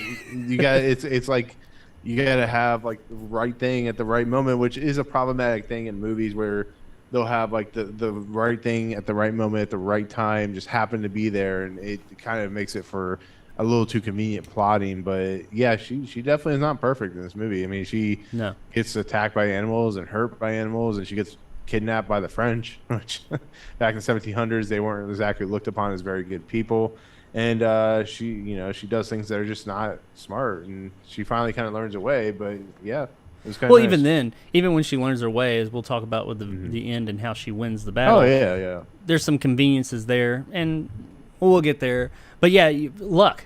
That's great, but it's not luck that, because you could look at some of the other things but Mary Sue characters have had in the past where you're like, oh, that luck is way too convenient.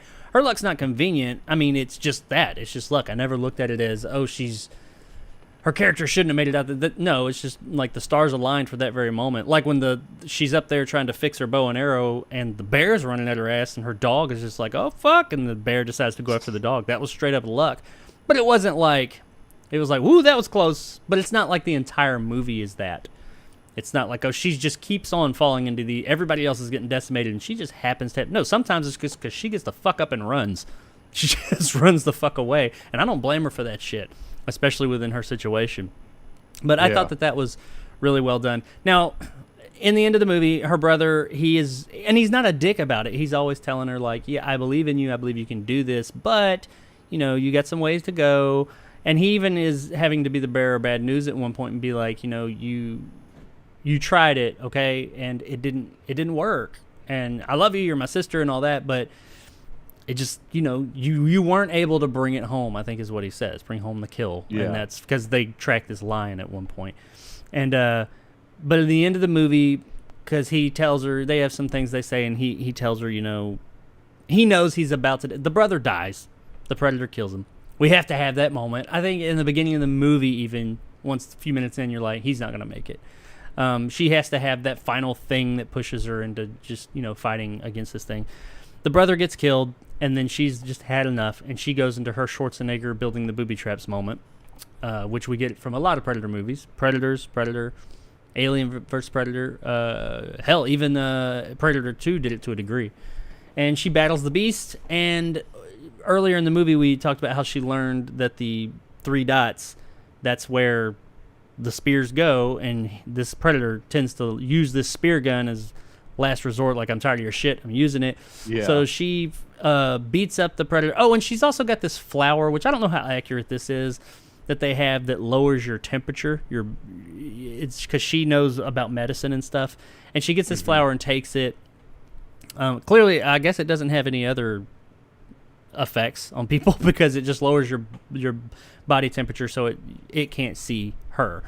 She fights the predator, and she shoots it in the fucking head because it can't see her, and knocks its mask off. She takes its mask and she sets it up.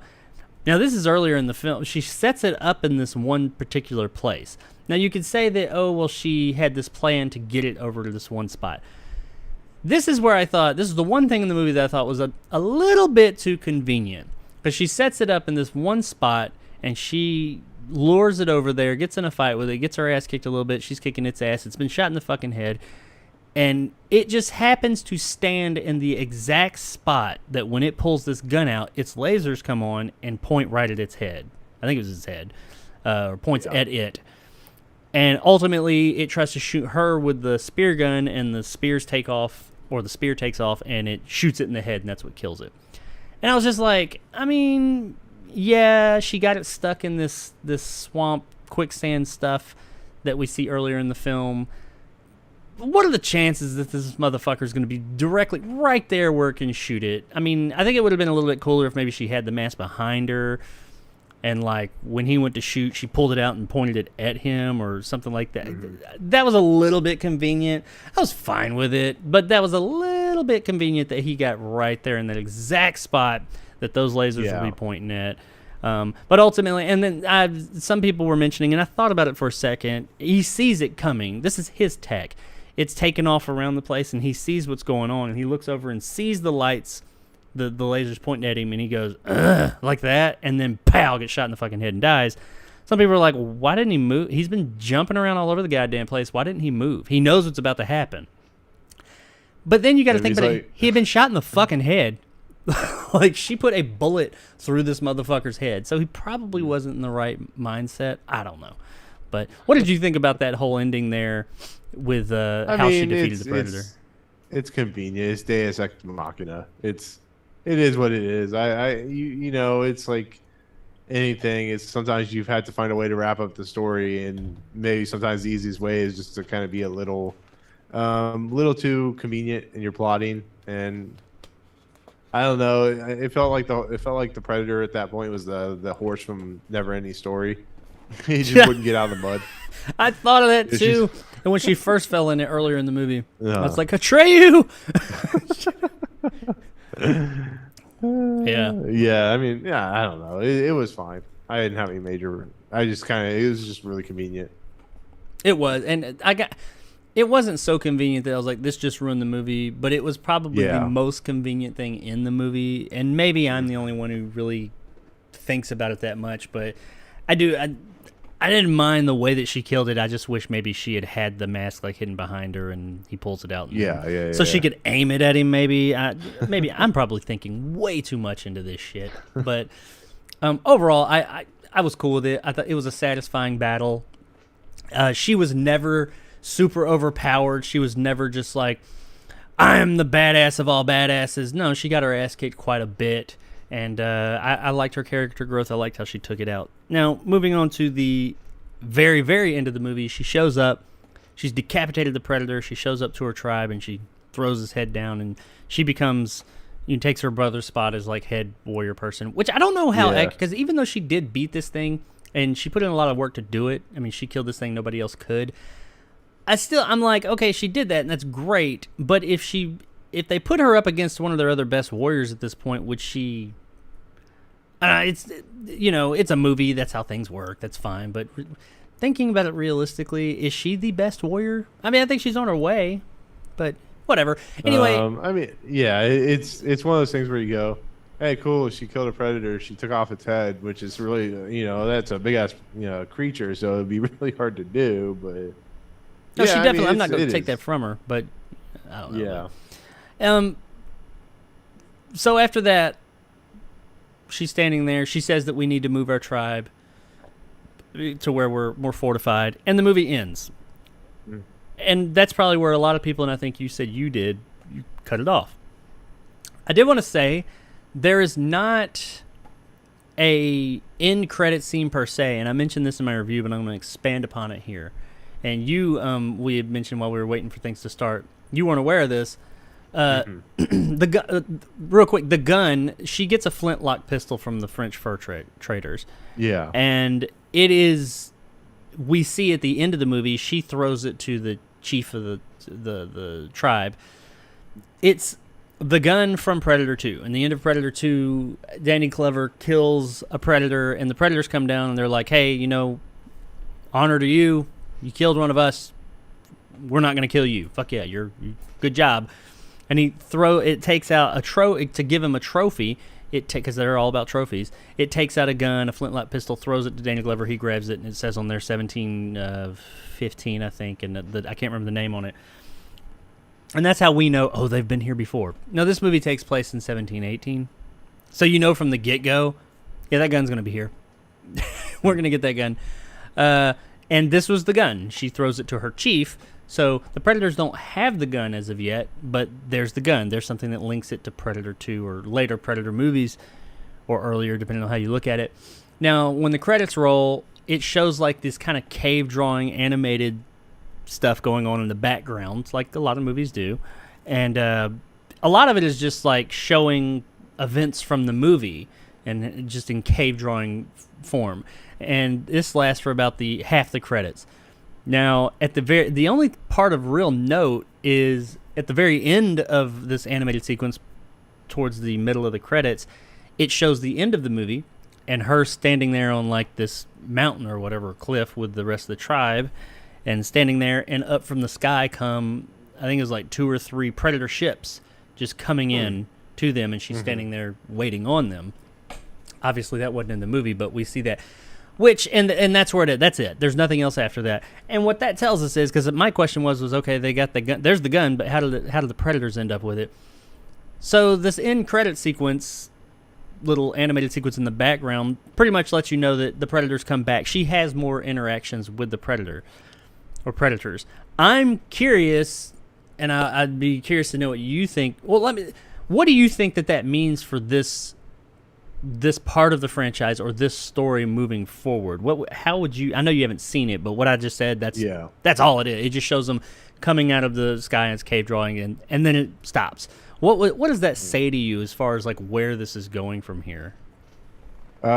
Sequel. I think there's going to be more things prequel in this. Sequel. Yeah, prequel sequels.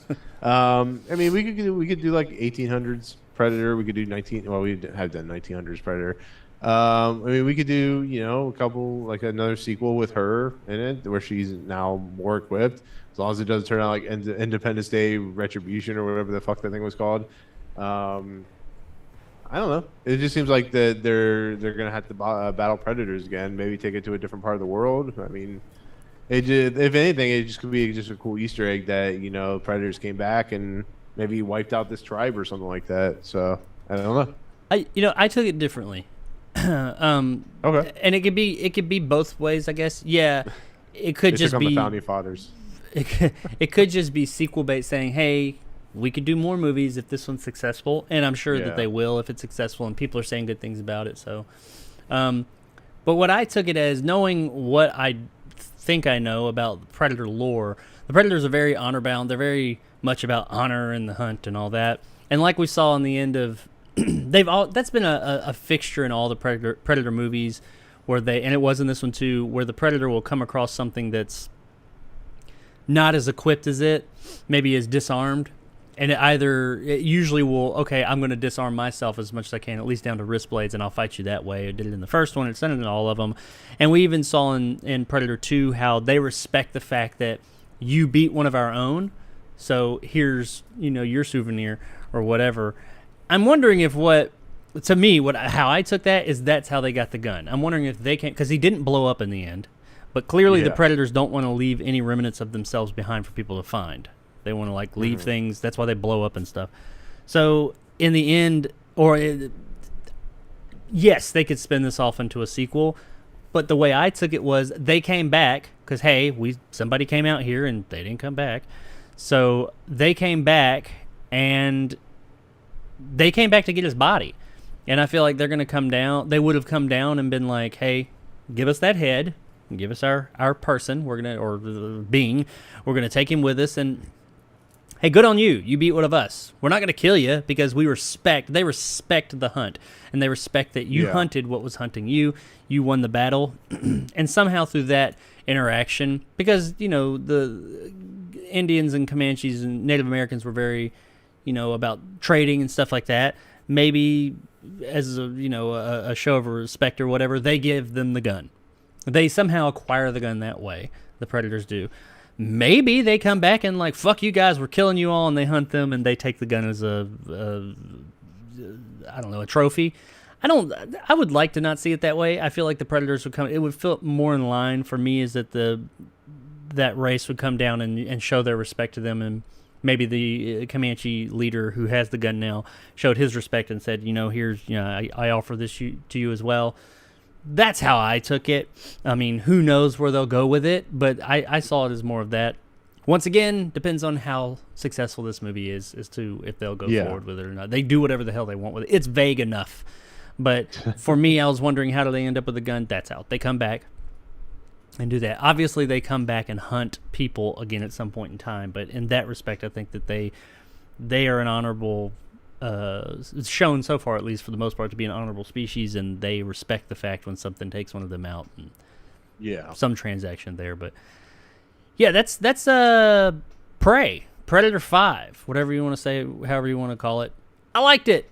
I thought it was, for me, it was the best Predator movie since the original Predator. I don't think it quite lives up, but quite succeeds the original Predator.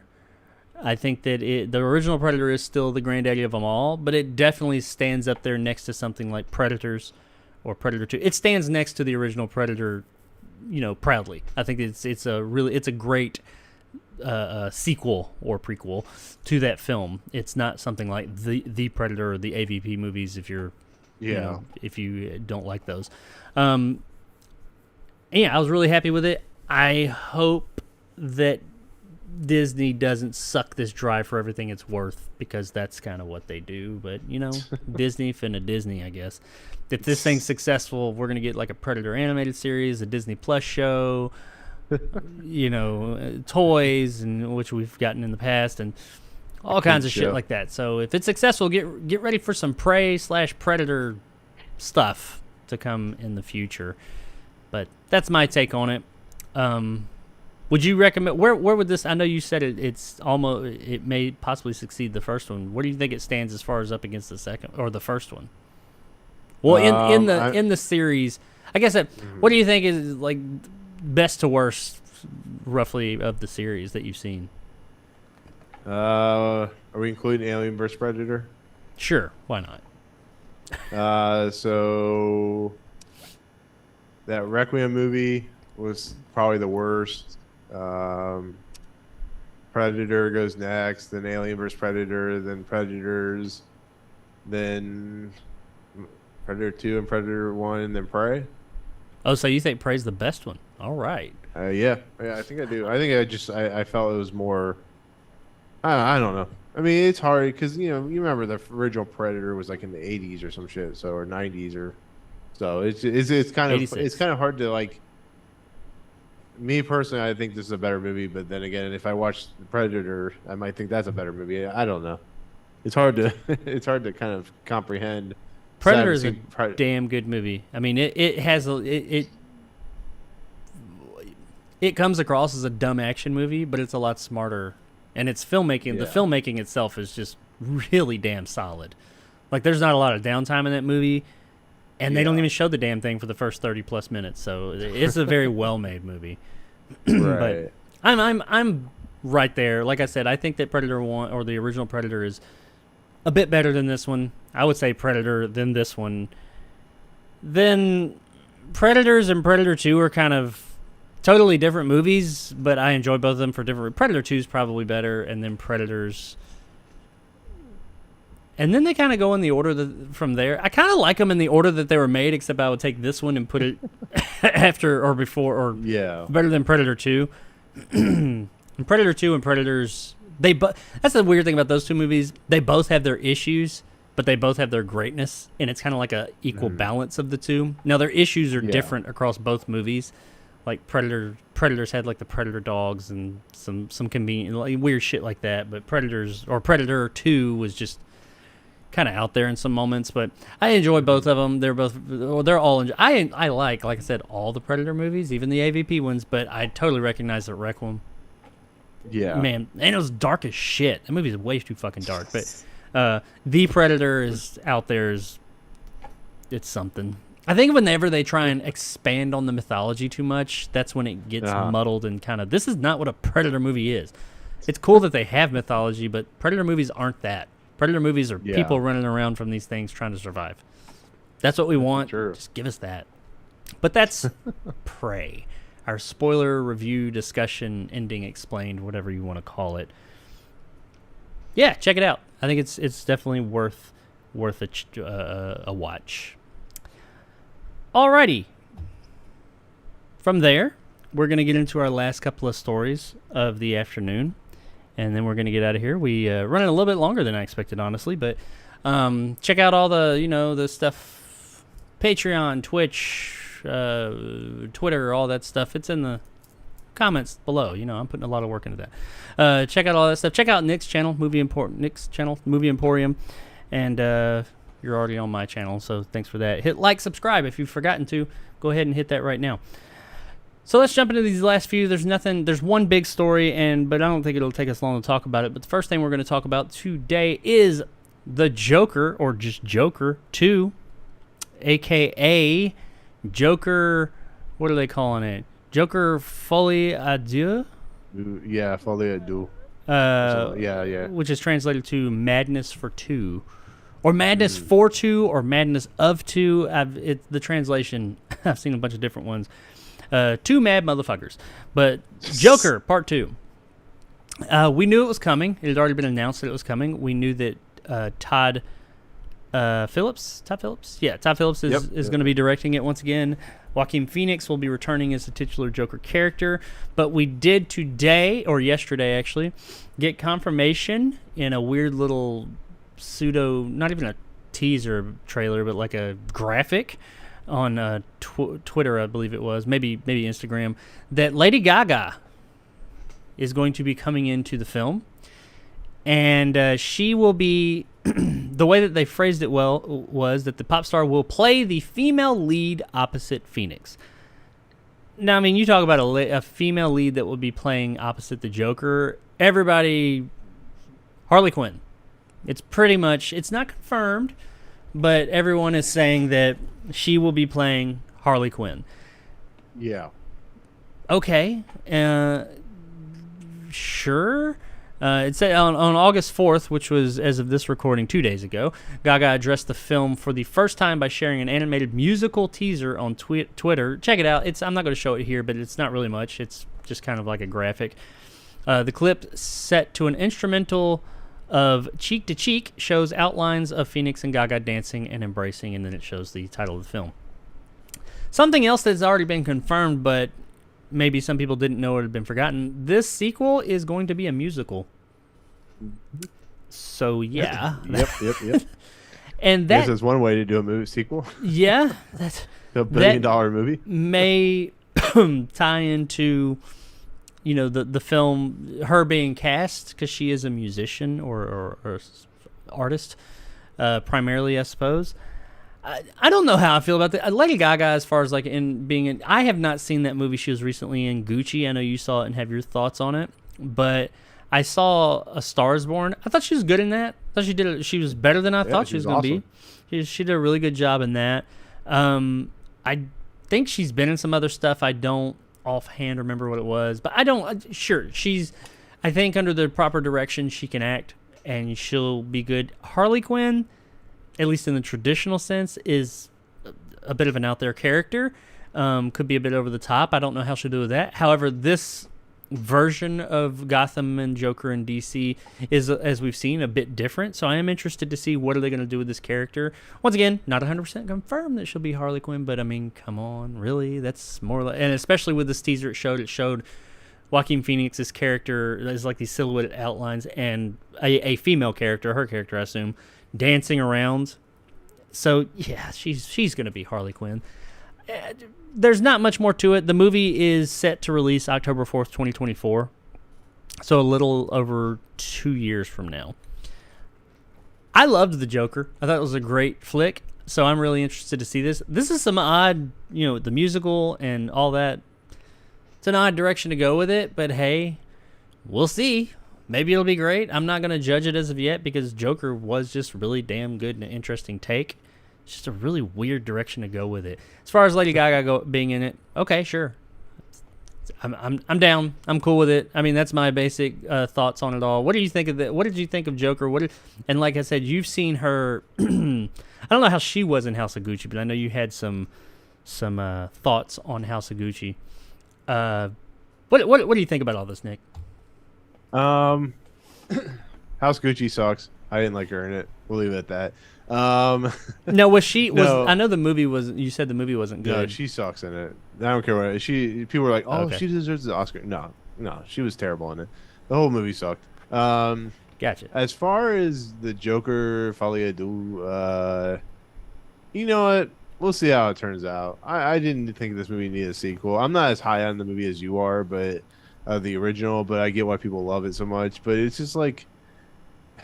The company knew it made $1 billion. They're like, "What do you have for us?" And they're like, "Oh, we have a musical." And they're like, "We'll make $1 billion." I don't know, maybe. Okay, here's like $60 million. See what you can do with it. And now we're getting a musical, which it could all be in like the Joker's head or something like that, or in Harley Quinn's head. We'll see what happens, but I do wonder how much of it's going to be. Is it going to be a traditional musical in the sense of Little Shop of Horrors and Chicago, or is it just going to have like one or two musical numbers? I could see that. No, I think if it had, I think they're going straight musical. If they're bringing Lady Gaga into this, they're doing straight musical. They're like, they'll have some talking, and then they'll be like, what was that song? Cheek to Cheek or something like that will be playing, and they'll do that, and then La La Land will pop up somewhere, and Jesus Christ Superstar will pop up in there somewhere. I don't know. It's a very weird property, to be fairly honest. I don't know what's going on with it, but we have like 2 years till it comes out, so hopefully they'll figure out what they need. But well, I'll give them. I mean, I thought the original Joker was really good. I mean, I do think some people were a little bit higher on it than I was, like you said. I did think it was a great movie. I think it was really well done. It was an interesting new kind of take. One thing I find interesting that, well, possibly concerning about this sequel is that the original plan with this thing, they were preaching and touting that this is a one and done. Todd Phillips and Phoenix were both saying, no, there's not any sequels. We're not going to do a Batman. We're not going to do tie-ins, all that. No, we're not doing all that. We told our story. There's nothing else to tell here. So that truck rolled up with the money. Sequel until it made $1 billion, and now, oh yeah, we're going to make a sequel. We had an idea, and maybe they did. Maybe they just had a great idea and said, hey, and he got with River Phoenix, Joaquin Phoenix, and said, and said, hey, I got this idea. What do you think? And he was like, yeah, I'm on board. That could have happened, sure. But to go from, they were really pushing it that no sequel. We're not making a universe or anything like that. We're just making this one movie. We get this one story to tell. And now they got not just a sequel, but a fucking musical. I don't know. I mean, I'm not going to cast judgment. I'm more excited about this than not, but I got questions. I got lots of questions as to what direction is this going? It's going from cheek to cheek out the window. Yeah, but there's not a lot more to say about it. I mean, I'm still excited about it as much as I can. I mean, it's 2 years away, so I'm not going to get too excited about it yet. But yeah, Joker 2 is coming, Folie à Deux, which is French. I wonder if they're going to stick with that being its subtitle. Probably, because that is kind of out there like the movie. Most people are just going to refer to this as Joker 2. But it's coming in October of 2024 in 2 years, so, get ready. Start the hype train now. Joker 2, the musical. If that's your thing. This is going to come out, and I'm going to look back at this episode. This is going to come out, and it's going to be absolutely awesome. Like one of the most original things. And I'm going to have to eat every one of these words. I'm going to have to show this clip and talk about how I'm going to make you. I'm just going to bring a bunch of words. Bring a bunch of words to you and say, eat them now. Yeah, I'm going to have to talk about in my review of this movie. Well, fuck, I was wrong. But I'm not saying it would be bad. I'm just kind of like where that just seems like a drastic tone change for me. But whatever. Joker 2 on the way. So, Joker 2, that's interesting. Let's talk about some video game news. The one and only video game news I have today, and it's not a lot because there ain't shit going on in the video game world today that I wanted to talk about at least. Game Pass, Xbox Game Pass or Game Pass, PC Game Pass, just Game Pass. Those of you that know about or that are in the know what Game Pass is. Game Pass is Ultimate Game Pass.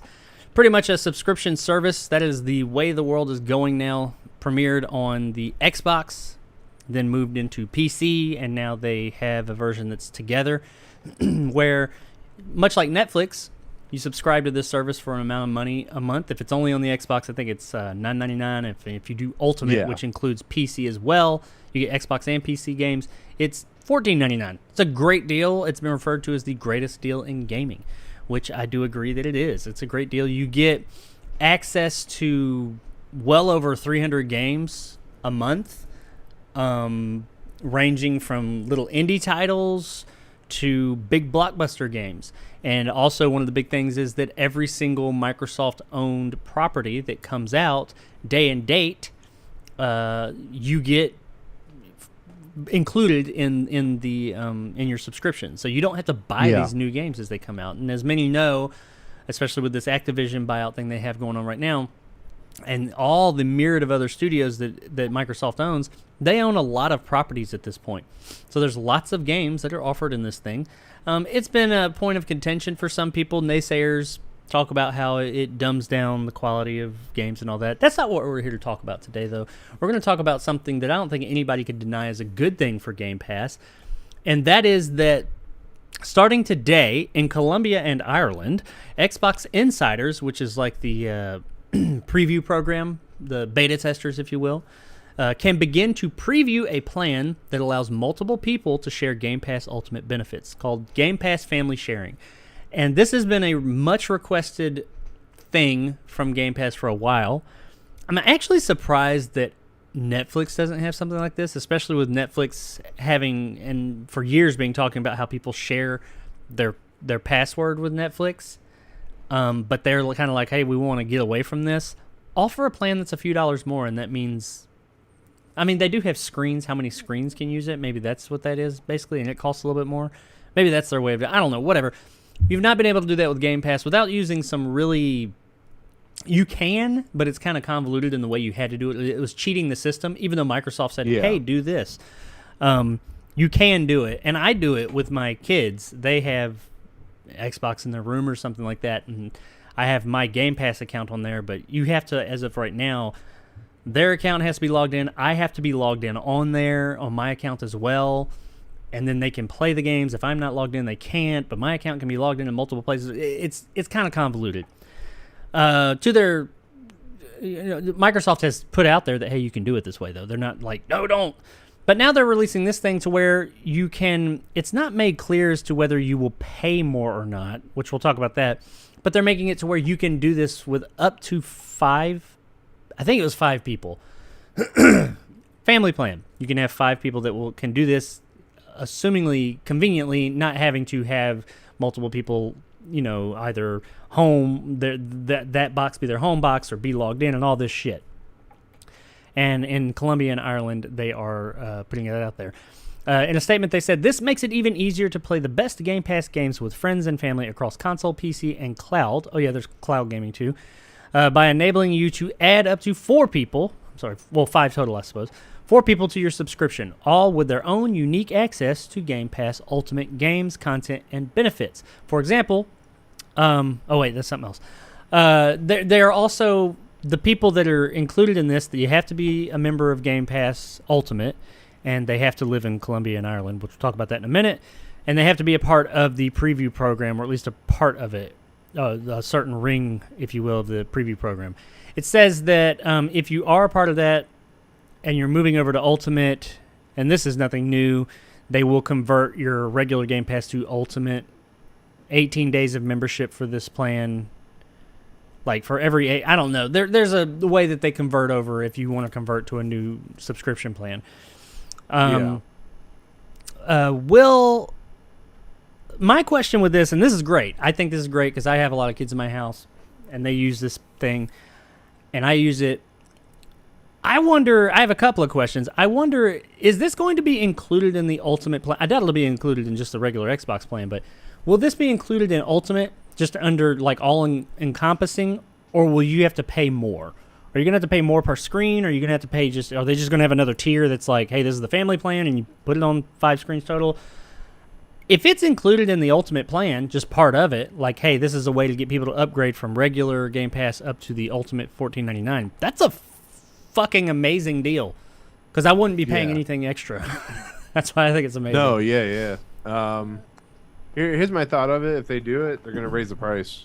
That's the kind of where I see it. They're gonna raise the price a little bit, just kind of even out the cost. Because if they're allowing more people to work off one plan, it wouldn't make any sense for them in a business decision not to do that kind of thing. Because you would say you have 5 people off one plan, you're losing 5 people's worth of plans and stuff like that. I mean, I don't know what it's like for right now with them logging in and stuff like that, but let's raise it to like, $15 an hour, $20 or something like that. Netflix is $20 for one plan, That's the big question. I wouldn't, I'd love for this to just fall in line with the Ultimate plan that I already pay for, $14.99 a month.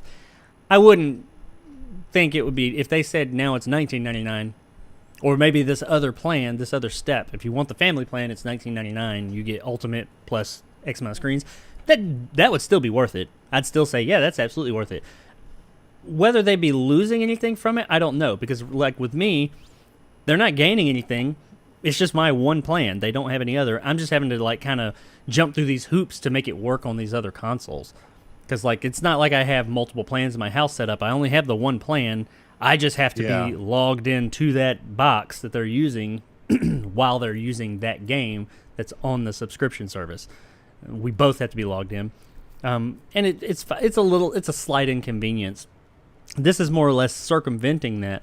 Is that convenience worth the $5 to me? Probably. I mean, I'd pay the extra. So they'd actually be making money, but they wouldn't be losing any money if they just went the ultimate route. Most people that I know that have Game Pass and have it working on multiple places within their house or their quote unquote family, they don't have multiple plans. They have the one plan and they do what I do. They either all play on that one box, or if they have another box, they just make sure both are logged in there. It's not that big of an inconvenience unless you are wanting to play at the same time on, it can get confusing there. But I don't think they'll lose a ton of money from there's a house of 4 that has 4 people, 4 different accounts. No, I think they're all using the same account for the most part anyway. So I don't think they're going to lose it. And if they increase the price by $5, that's the question though. How much do they increase the price? Are they going to stick with? Are they just going to bump it up $5 or stick with ultimate pricing now, bump it up $5 or beyond? I think if they go beyond that $5-ish, maybe a few extra dollars, but if they go beyond that, I think that they will get some criticisms that people, is it worth it? Sure, it's still be, if they charge $29, $30, it's still a really good deal, but I think at that point people will start to be like, I'm not going to do that. What do you think the sweet spot is? Do you think they should leave it at the $14.99, just make it part of Ultimate? Because they still have the cheaper plan at $9.99. Do you think they should leave it at the Ultimate pricing and just make it part of it, or do you think that they should increase the price? And if so, how much? What works? I mean, I never think they should increase the price because takes more money out of my pocket. But well, yeah, but realistically, yeah, no, I mean it's fine. I mean they're getting ready to buy Activision, so they need the money anyway. So they're going to raise the price either way. But I don't mind it. I mean, what's the sweet spot? Starting out, let's say $20, and then you go from there. Yeah, I mean, there's not. Yeah, $20-$25 is you're getting 5 accounts. You said 5 accounts. Yeah, 5 total accounts. Yeah. Now, and another it's like $5 a piece. Another key to all this is that PlayStation's Game Pass equivalent, which most people not disparaging the platform, but most people when comparing the two say that Game Pass offers more features, especially with the day one things and all that. Nothing against the PlayStation Plus or whatever they call it, but it's high. It has 3 tiers, and it gets really confusing as to what all you get because there's games locked out at lower tiers. They offer different games. Game Pass is pretty much features. One price. Yeah. It's $9.99 only on Xbox. You want the Xbox and PC, it's $14.99. It's pretty simple. You get the same shit. If they added this in, I think that if they went to $19.99, it's Ultimate, but you can get multiple accounts. That's simple and easy to understand. But with PlayStations, they've got 3 tiers as well, but it's at this tier you get these games, at this tier you get those games. It's really kind of confusing. Yeah. It's not that bad probably, but just from someone who doesn't have the service, I look at it, I'm like, that just seems more confusing than it needs to be. Their highest tier, I think, is $19.99, so $20. So I could see them definitely going up to $19.99 because they're still not above their competitor. They're still at the same level or below. But, of course, I wanted to stay at the $14.99 with Ultimate, but we'll see how it goes. They don't really mention that within this here. They just say that they're putting it out there. The other question I had about this story is, why are you doing it in Colombia and Ireland? And maybe not small markets. I guess, but the Xbox is and Microsoft is a very American company. I mean, they're an American company, but that's their biggest territory.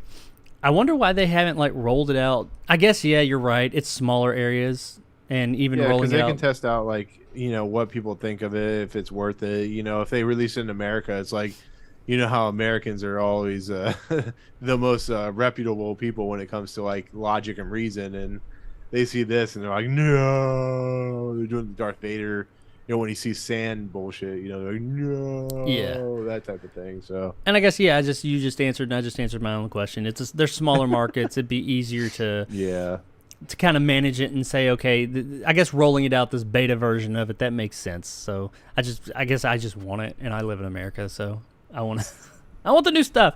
But that's all there is really to it.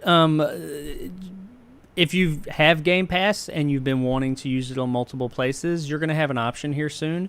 If it's going to cost anything more or not is still up in the air. If it does, how much do you think it should cost? What amount would you be willing to pay for Xbox or a Game Pass Ultimate with a family plan? What would be that sweet spot for you guys?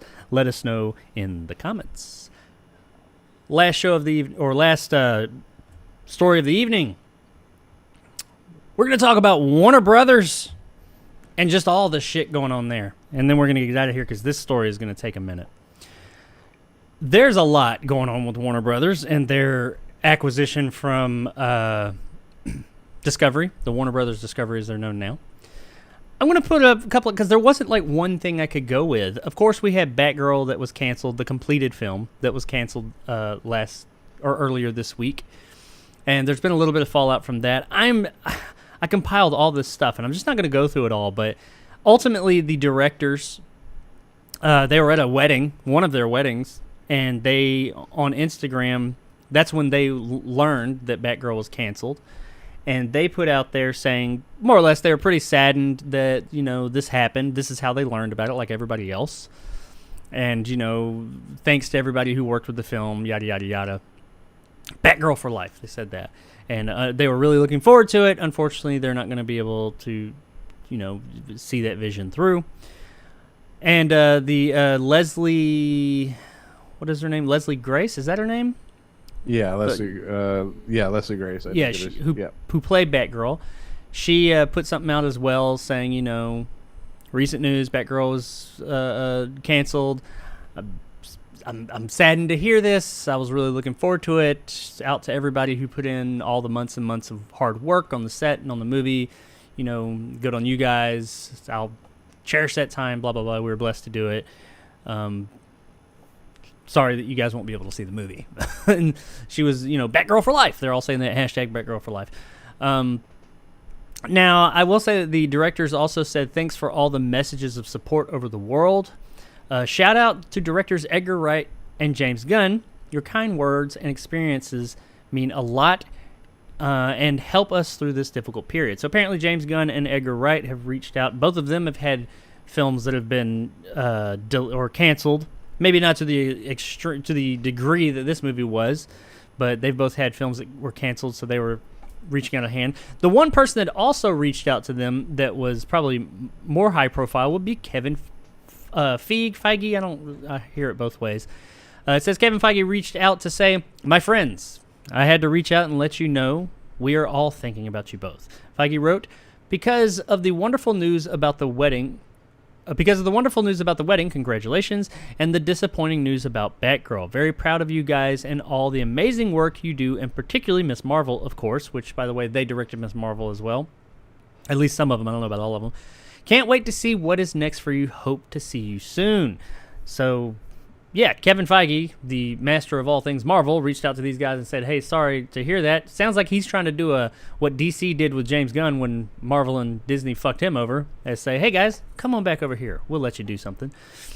Also, in an unrelated yet related situation concerning Warner Brothers, insiders say Supergirl, which is a movie that's in production, which is in development, is not likely to move forward. Sasha Calle, who played the Caped Crusader superheroine, is introduced in the upcoming The Flash movie. Supergirl was going to spin off of the Miller-led tentpole, but now people are saying that one is being quietly ended as well. I don't know if they were into filming this movie yet or not. They may have been. I know that casting was done. She has that I think it was her. I think it's her that has that infamous video where she gets said that she's going to be in this this movie, and it's like kind of sweet and inspiring. Somebody who has worked hard to get a role like this, and it sucks it sucks to see, something that she may never get. It's like when Henry Cavill was trying to become like James Bond and Superman before Brendan Routh took over, and you're just like, this guy is one day gonna have something. And same thing with her. It's like, oh man, I know there's been some issues, and we I don't know if you read about it, but the Batgirl reaction screen, they released some more information about it, and they basically said it was as bad as Dark Phoenix. I'm like, Ooh. ooh, Yeah, that was a bad movie. okay. Yeah, or bad. Well, and that it's unfortunate. I do feel like that this whole situation with Batgirl and Warner Brothers has drummed up all this. Excuse me, has drummed up all this hype around this movie that nobody gave a fuck about a week ago. Like a week ago, everybody was pretty much saying, yeah, this movie looks like trash and it's going to suck and it's not good. Now they're like, oh, this poor movie. I want to see it. This was one of my most anticipated movies ever. No, the fuck it wasn't. Get the fuck out of here. Everybody was saying it was trash before it was canceled. This is the problem. This is what makes me laugh. And I love, some of the people that I react or interact with on Twitter.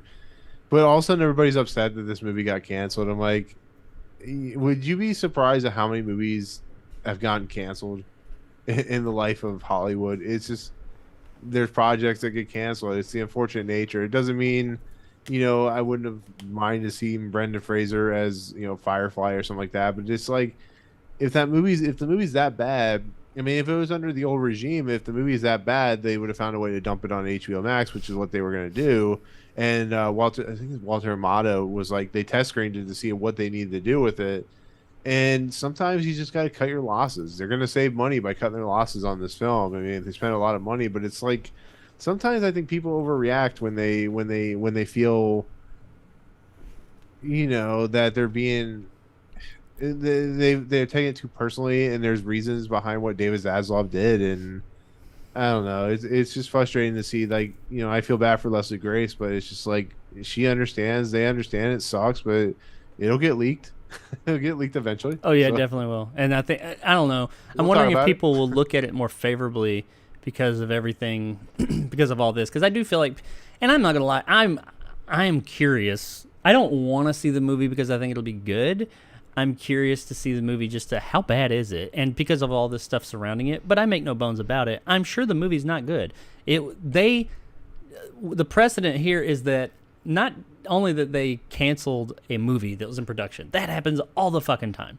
They canceled a movie that was done, like done in the can, more or less. The changes that they were making to it, they clearly had a movie that they thought at some point in time, hey, we're done with it and it's ready to release. Let's see what people think about it. And people trashed it and were like, this sucks. And they're like, okay, we may need to make differences or need to make changes. That's why the movie was not quote unquote completed, because everybody trashed it and it wasn't good.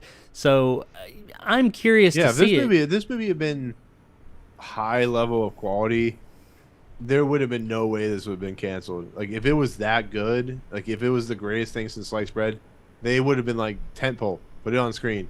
But they were going to put it on HBO Max. So, I mean, maybe it wasn't good. Like I said, you said Brendan Fraser's was the only thing that got a decent reaction. And, it's like... That's what they say, yeah. Yeah, with the whole idea with Ben Affleck, they're replacing... they were talking about how Michael Keaton was... They were confused by why Michael Keaton was in Aquaman 2. Well, it's the same thing. I mean, it's like, maybe it's just bad. I don't know. Oh yeah, and I feel very confident in saying. Well, I haven't seen the movie. I feel confident in saying, yeah, it's probably bad. That's why, and they said that they've finally come out and just been like, yeah, it's not up to the quality we want. Yeah. On that note about the quality, and it sounds like Supergirl was not moving in the direction they wanted to go either. This is what happens when you have these companies that are absorbed by other companies. Changes happen. I think that Warner Brothers is usually it's the bigger name taking on the smaller one, like Disney taking over Fox and things like that. Disney canceled a lot of Fox shit. Yeah. Warner Brothers is the bigger name here as far as mind share. And Discovery is the smaller name, but they're the ones who clearly have more money, and they are taking over Warner Brothers. So I think that people don't really consider, they tend to forget that this company was just bought. So this shit happened. Same thing happened with Marvel, Star Wars, all that when Disney bought them. And David Zaslav he's running Warner Brothers now, and he's I guess the head of Discovery. He comes from Discovery. He said, "We've seen The Flash, Black Adam, and Shazam 2. We are very excited about them. We've seen them. We think they are terrific, and we think we can make them even better. We are not going to put a movie out unless we believe in it." That's it. Zaslav said on the earnings call today. They had an earnings call, which is where a lot of this is coming from, by the way. The objective is to grow the DC brand, to grow the DC characters, but also our job is to protect the DC brand, and that's what we're going to do. He also goes on to mention how they have a 10-year plan, and he did reference Marvel and what Kevin Feige specifically had done with DC over there. People are kind of shitting on this. I don't think it's a bad idea. I mean, we could talk about whether they need to try and do their own thing or mirror Marvel. That's debatable. That's up there. There's merit within that. Marvel. But Joker proved they don't need to do that. Yeah, I think that they should do their own thing. But I mean, I can't fault them for being in that same comic book universe or world and saying, hey, they're being crazy successful. Maybe we should try and do something like that. Depends on what level they're talking about doing something like that. Because Warner tried to do that with the Snyderverse, and it's varying degrees of success or not. It didn't work out in the long run, obviously. But yeah. I do like his comments about, it's our job to protect the DC brand. We don't want to release movies that are subpar. Those are good comments. That's good stuff to say. Batgirl. They're learning from what they were doing. Yeah, Batgirl was subpar. Supergirl, something about it either didn't fall in line with what they were doing, or it was subpar. People are kind of giving him shit about this, and I'm like, why? He's sitting here saying, I don't want to release bad movies. I want to do something with this brand as a whole. I want to, that means some things are going to be canceled. Some things are going to be shook up. They're going to change. That happens. There's nothing wrong with that. I mean, it sucks because it's very public that they're canceling all these things and they're doing all this stuff, but that happens. It happens with these characters. These are beloved characters, so anytime you do something, I think the biggest thing, the cancellation of Supergirl is not really, so what? It's not. I don't think people are really that blown away by that. I think the only reason people are talking about that is because the whole Batgirl thing. Batgirl was done and completed, and they canceled it. I think that's the biggest story here. But that should tell people that's how bad it was. I'm not saying Leslie Grace, Brendan Fraser, these directors, all these people didn't put the work in. I applaud them for doing their job. But overall, it just didn't work. Whatever that reason was, we'll never know until it eventually leaks and we see it. But it didn't work. I do wish they just put the fucking thing out there. I just wish somebody, even Zaslav himself, would just be like, can somebody throw this, just release this shit on Pirate Bay. Just put it out there and say we don't know how it got out there so people can see it and be like, fucking hell. Good on you, Warner Brothers, for getting rid of this. I mean, if it truly wasn't up to the quality that most people are saying that have seen it and the executives there, just put it the fuck out there. Just throw it. It's going to happen anyway. You cannot get rid of it. In this digital age, it's going to happen. Just throw it out there and be done with it. I mean, have the shitstorm all here at once and then let it go. But I don't know. Overall, I mean, yeah, a lot of this stuff is unfortunate. But it can be a positive as well. I think Warner Brothers has been in disarray for a long time. They just throw shit at the wall, which you could say that about Marvel too. But Marvel is in a better position right now to do that. Warner Brothers has not been in that position. For every great movie they have come out, they've got one or two that are just like, wow, that's not so great. That was a bad idea, or disjointed. So I think that them coming in and saying, hey guys, let me grab these reins, take hold of this shit, and let's do something. Let's put out some. Let's worry about quality and less quantity. And I don't think that's a bad thing. I think that's how companies should be run. That's why Warner Brothers was in the position to be purchased, because if Warner Brothers was doing great, if they just had tons and tons of money and just stuff coming in and great products, they wouldn't have gotten bought by Discovery.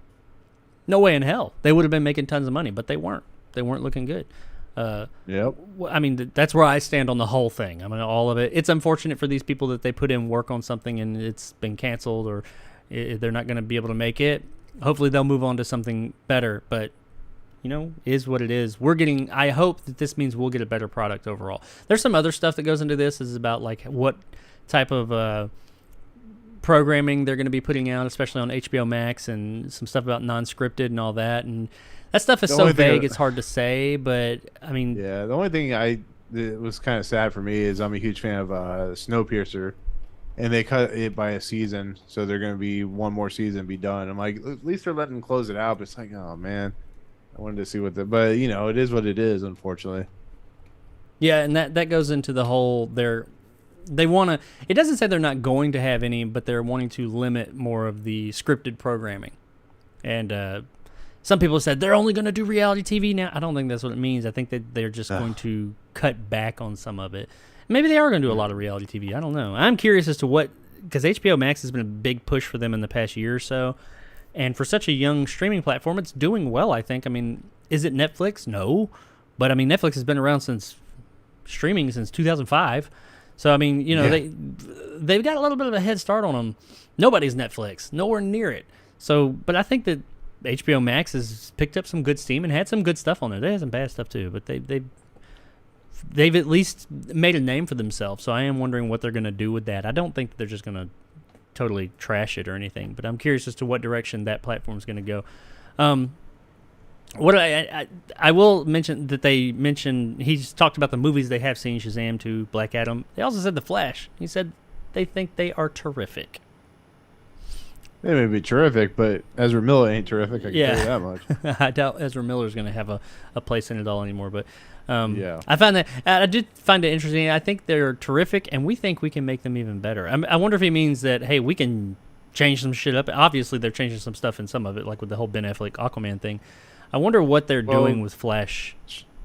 Well, the Flash is still going to come out, but Shazam, I heard they might push back just to kind of tweak it a little bit. That's what I've been hearing.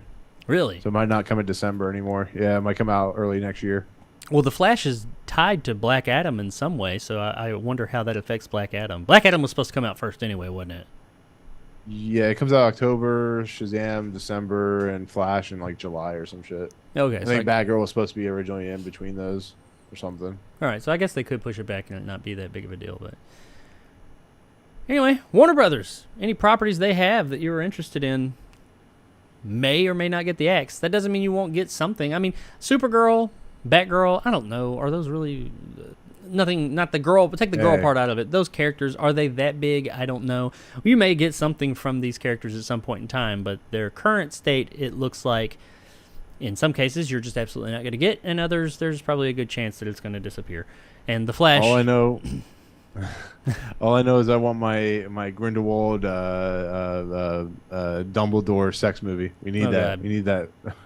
Yeah, that's a whole nother story. Do something about Harry Potter, that whole universe, because they ain't working. They had gold, and yeah, they're not doing shit with it. But alrighty, ladies and gentlemen, that's the end of the show. That's all we had this week. Tried to stretch it out actually longer. This, funny enough, had less stories this week, and the show went on longer than usual. But sorry about that.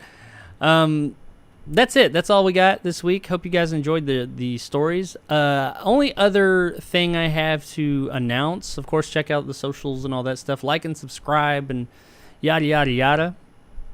My Wednesday night stream will be happening this week at 7 Pacific, 10 Eastern, Wednesday night. I do not know what I'll be streaming. I will not be. I've been talking about how I'm going to stream making this Dreamcast thing, but I know that part won't be here by then. It's in customs right now, so I doubt I'll get it before then. Within the next week or two, I plan on doing that.